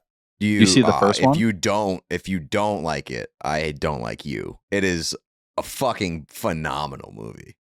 Yeah, but like I'm sure it's great. It's just not like, I don't like hokey action. This is cliche. All right, It's- how about It's a good take. How Yeah. about X then? Because I know that you like slashers and creepy movies. All right, I'll watch that. But X didn't you is say a that very that's good one. is that the prequel? No, that one came out first. So it's like if you watch that one before Pearl, you're watching it in the natural order. But Pearl is the prequel to X. But as someone who's seen both, should I watch X first? Yes. Yeah. I think I watched Pearl first. The one that came out afterwards. Uh-huh. And like technically that comes before X, but I wish that I watched X first. Okay. Didn't you say you didn't like Pearl though? I didn't love Pearl. I liked it better after I saw X, which is why I wish I watched X first. Okay. All right, so I'm going to watch X tonight. Yeah. And I think that you'll like X a lot more than you like Pearl. Did I tell you what I'm buying? They never should have gave me money. Did I tell you what I'm buying? No. A life-size like an action, this thing costs like $1,500. Is it the arcade machine? No, it's a life-size mannequin of Michael Myers. But it's not You should not have one money. Yeah, no, I shouldn't. This is not one that like, it's like you're probably picturing one that they would have at like Party City or something. It's from someone in Germany who custom makes them. Like even like the hand, it's supposed to look like a real human, not like a doll. So I feel like you should wait until you're in a relationship before you make a purchase like that. Because if you bring girls back to your house I and don't you care. literally have a lifelike Michael Myers standing in the corner with like a knife, I assume. don't care. I don't know. It's probably not No. It's probably not the most. It's got to be a red flag. No. Don't care. Pete, you're I- reading this whole thing wrong. Yeah. Yeah. If I walked into a house and that was in there, I'd be like, oh, this person's interesting. They got something. They have interests. They have hobbies. I'm more you of can like have hobbies that like don't like very closely resemble a murderer living in your house. It's the Barney from How I Met Your Mother thing. He has what do you call it? A Jedi? Is that what that thing is from Star Wars? He has one right in his house. when girls come in, it's not a bad thing. It's like, whoa, this guy Sure, is a but friggin' that's- Jedi. Yeah, sure, but like that's less murdery. You ever Okay. see those TikToks of the parents that literally just throw their baby in a pool and then they like, that's how they float. learn how to swim? They like, Yeah, that's you Have- throwing your dates right into the "this is who I am," take Yeah. it or leave it. like literally. I do respect that part of it, but if I had a girl come to this house I'm and more she sees thinking Michael of- Myers standing in the corner, she's going to be like, this guy is built different. He's a different kind It's of very cat. good for you to put yourself out on the table and be like, "This is who I am. I'm not hiding anything from you. Like you gotta. This is me. Love me or leave me. Like that's it." Uh-huh. I'm more thinking of these girls that show up to your house and then like it's implanted in their brain that there's a significant chance that they're going to get murdered before they leave your house. I'm not going to kill them. But the thought exists once they see a gigantic Michael Myers in the corner with a knife. I think the message that I'm sending is that like I find cinematic murder to be my highest form of entertainment. Ooh. Which like in the case of a lot of women, huge into They love true crime. Yeah. true crime podcasts. So that's I think like it's an even trade-off sometimes. You know what's But weird is that there are a lot of women who love true crime podcasts and true crime books and documentaries, but would see Michael Myers in my house and be like, this guy's a fucking creep. This guy's fucking weird. So I'm like, okay, like you love real murder. You love real people getting killed. I at least keep it to like fictional and like fantasy. And I'm Well, the the reason weirdo. the reason that they love real murder is because it gives them ideas on how they can potentially murder their future husbands and get away with it. We're definitely maybe. getting canceled. It's research essentially. Yeah, they're like that's a great point by me that I just made because I never put two and two together. Like, because I used to have I still do the big Halloween canvas, like the original movie poster as a canvas in my apartment. My last two apartments. Now it's in my house. This is my third place that I've lived where I've had that poster. So I've had a lot of like weird looks, being like, "Oh, what No, the fuck." That's totally fine. That's not only a great movie, an iconic movie. Mm-hmm. It's not a gigantic man with holding a knife in your house. But it's like Do you wanna also see a an picture of it? it's an iconic movie poster. Like, and people have movie posters in their house. I have movie posters in my house. Where is it? And it's not like you have it taped to the wall. You have it framed. Like you are presenting it in I really care about this kind of way. It looks Yeah, very real. Like his hands.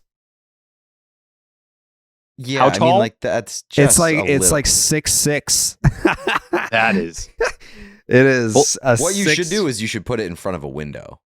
I And am so doing anytime- that.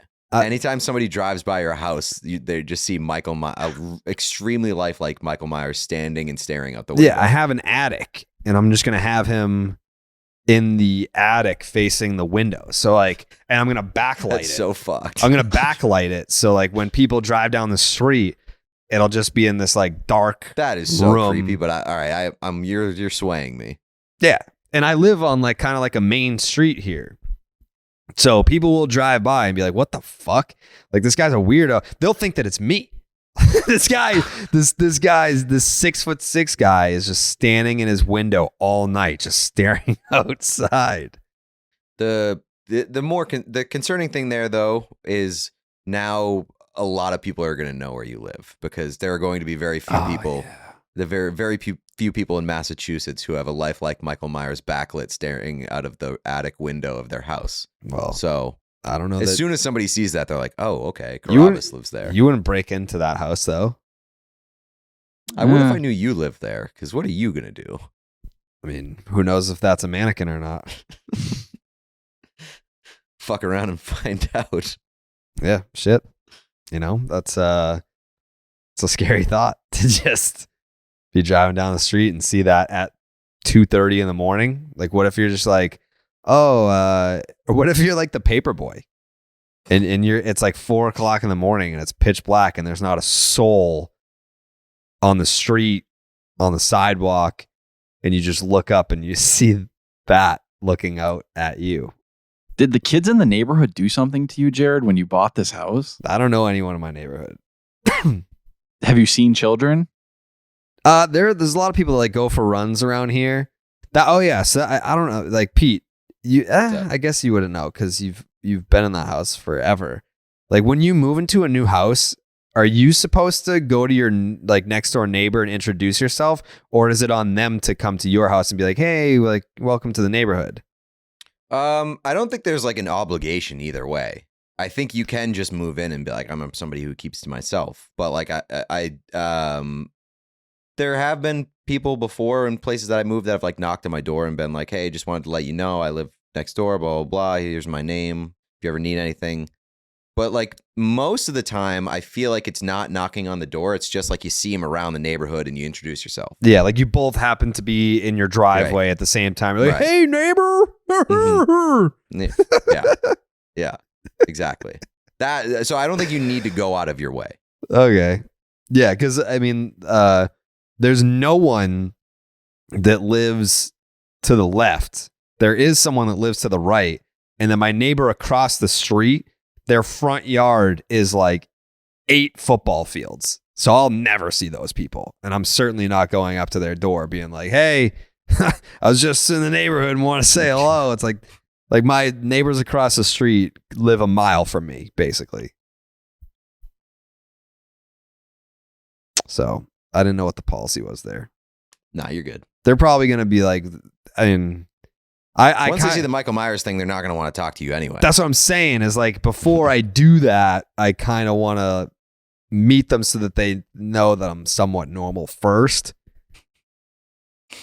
Aren't they supposed to bring you gifts? Isn't like the housewarming thing like in a neighborhood? I mean, like in movies and stuff, they bring you like fucking apple pie or like a lasagna or a nice chicken parm dinner. That shit doesn't happen. If you're listening and you're my neighbor, I want chocolate chip cookies. Bring me some chocolate chip cookies.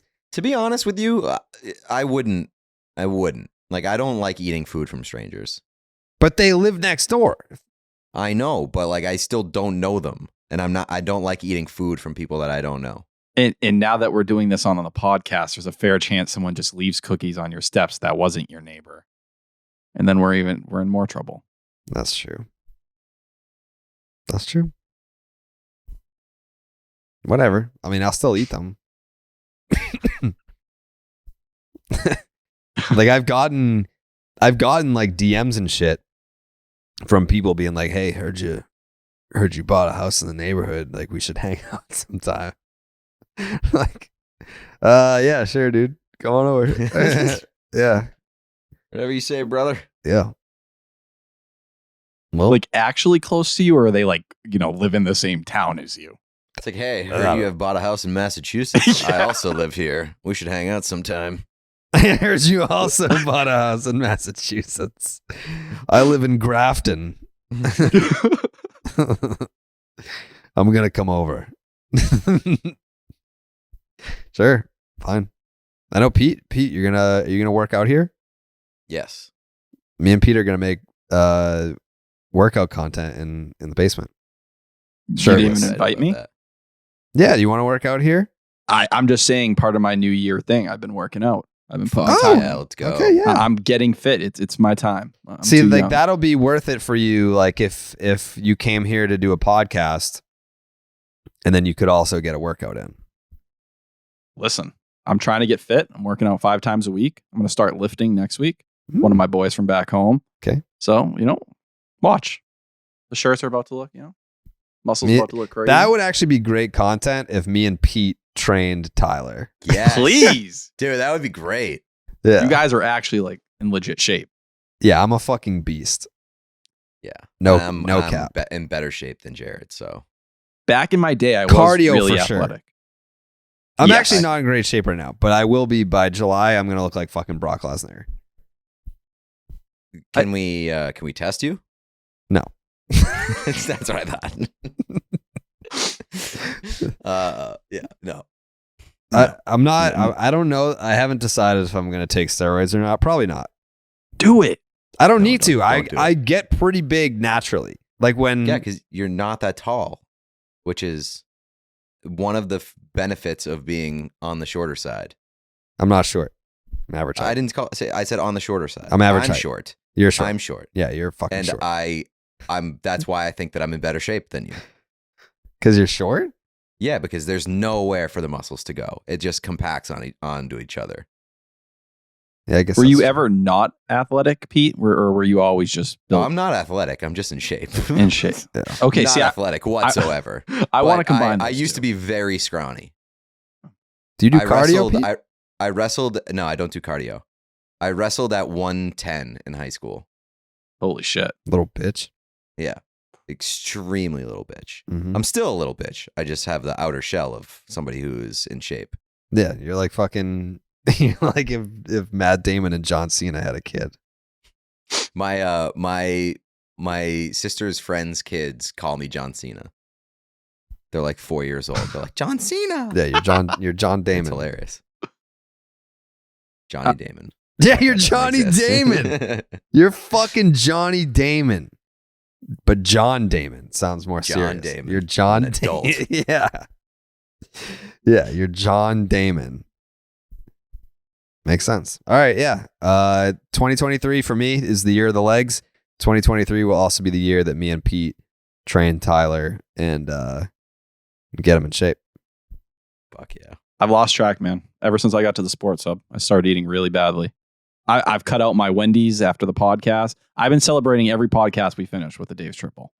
That's crazy. Well, in recent weeks, I switched to Five Guys, and that was even worse because when they filled the whole bag up with fries, Can't do that. it's bad. Diet's the most important part. We'll get you in shape.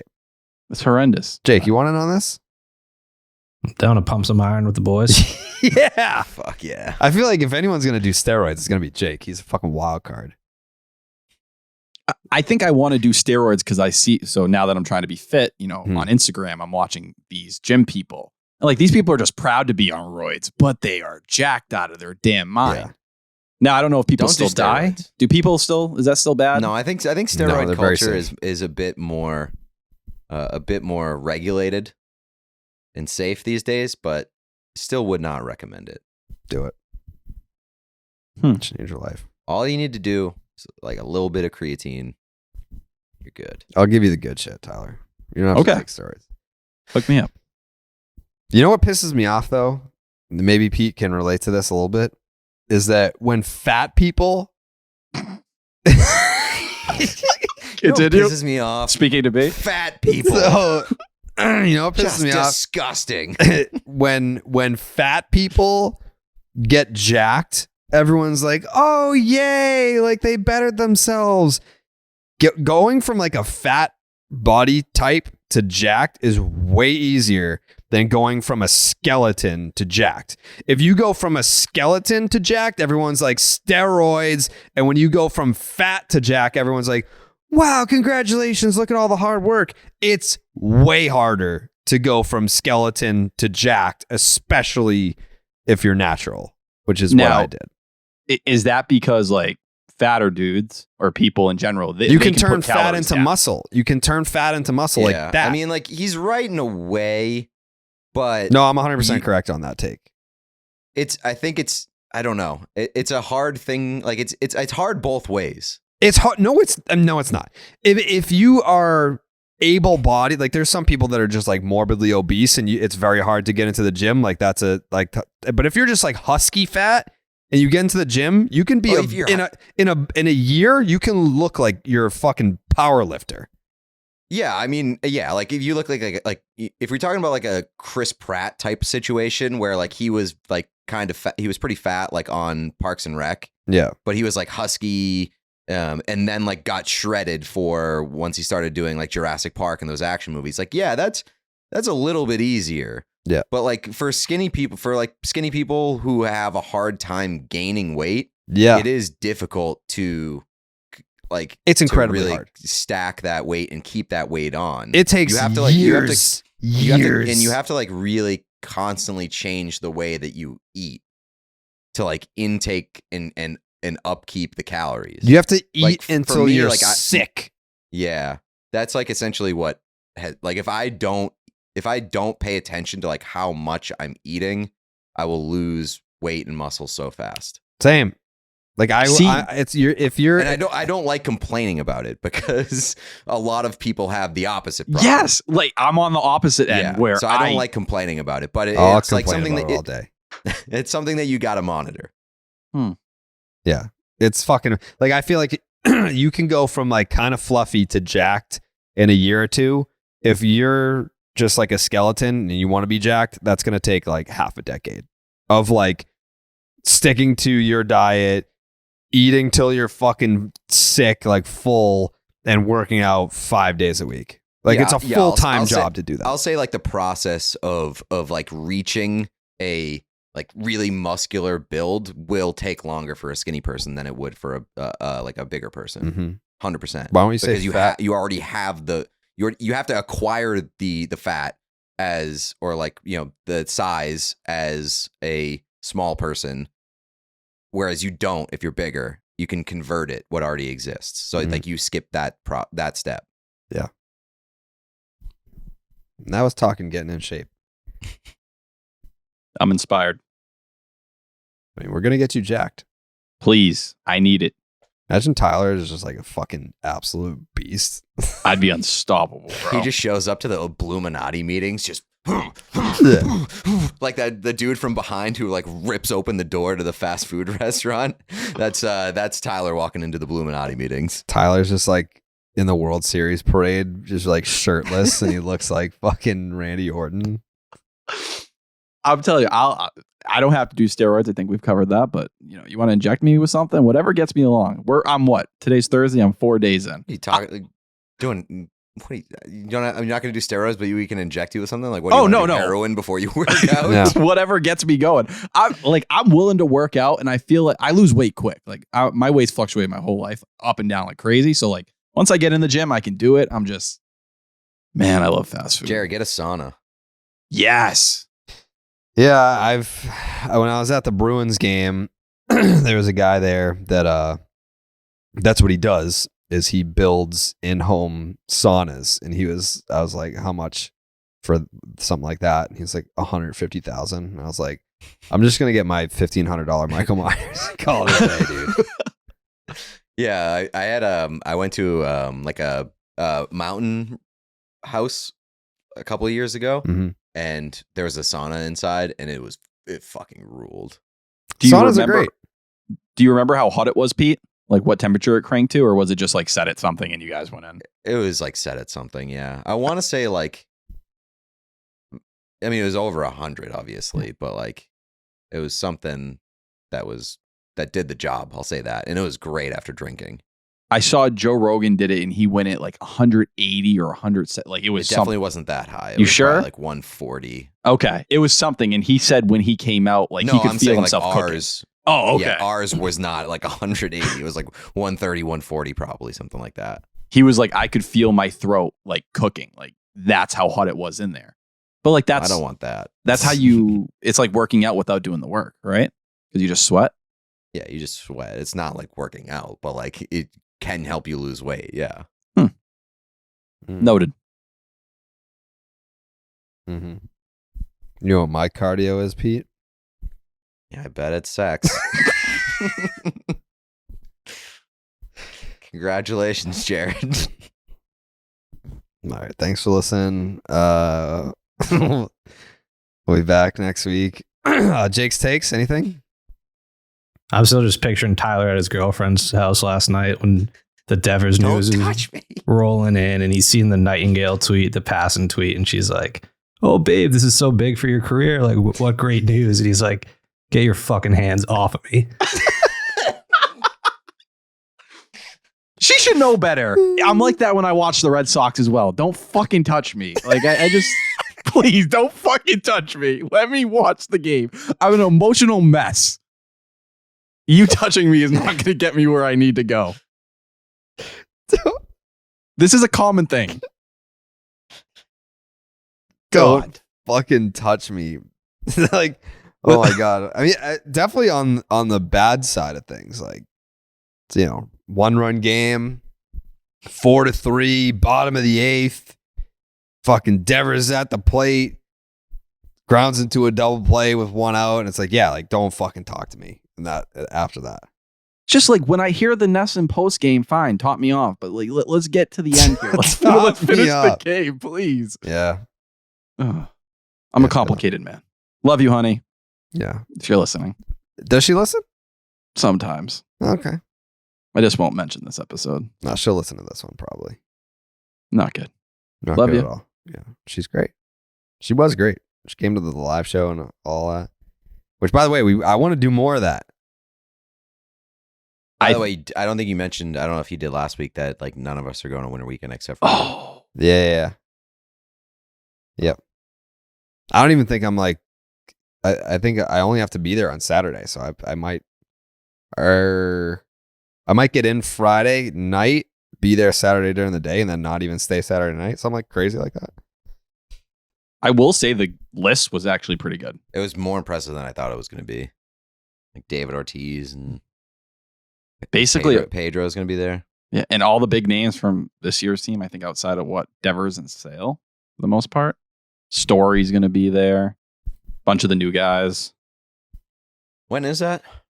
The weekend of the 21st. 21st. Yeah. I'll be gone. So, Where are you going to be? just got a little mini vacation planned. Where the fuck are you going, dude? None of your business. Where the fuck are you going? None of your business. Is it on this Sauna? side of the country? It's on the side of the country. It's not much travel. It's just quick little weekend away. Oh, North Conway. Sick. yeah, definitely. We're going to Storyland. Damn, that's awesome, dude. Enjoy North Conway. That's going to be sick. Thank you. Very romantic weekend. Yeah, at send me North some Conway. pics. Send me pics. Send me pics from North Conway. Will do. You going skiing? Yeah. Hot chocolate? Yep. Mm. Dean Martin? I'm more a Frank Sinatra guy. Okay. All right. Well, enjoy North Conway. That's going to be fun. All right. We'll be back next week. Tyler, any final words? I love you, honey. Please All right, don't break yeah, up with me. she's definitely going to be pissed. But all right. We'll see you next week. Bye. Buenas noches, amigos.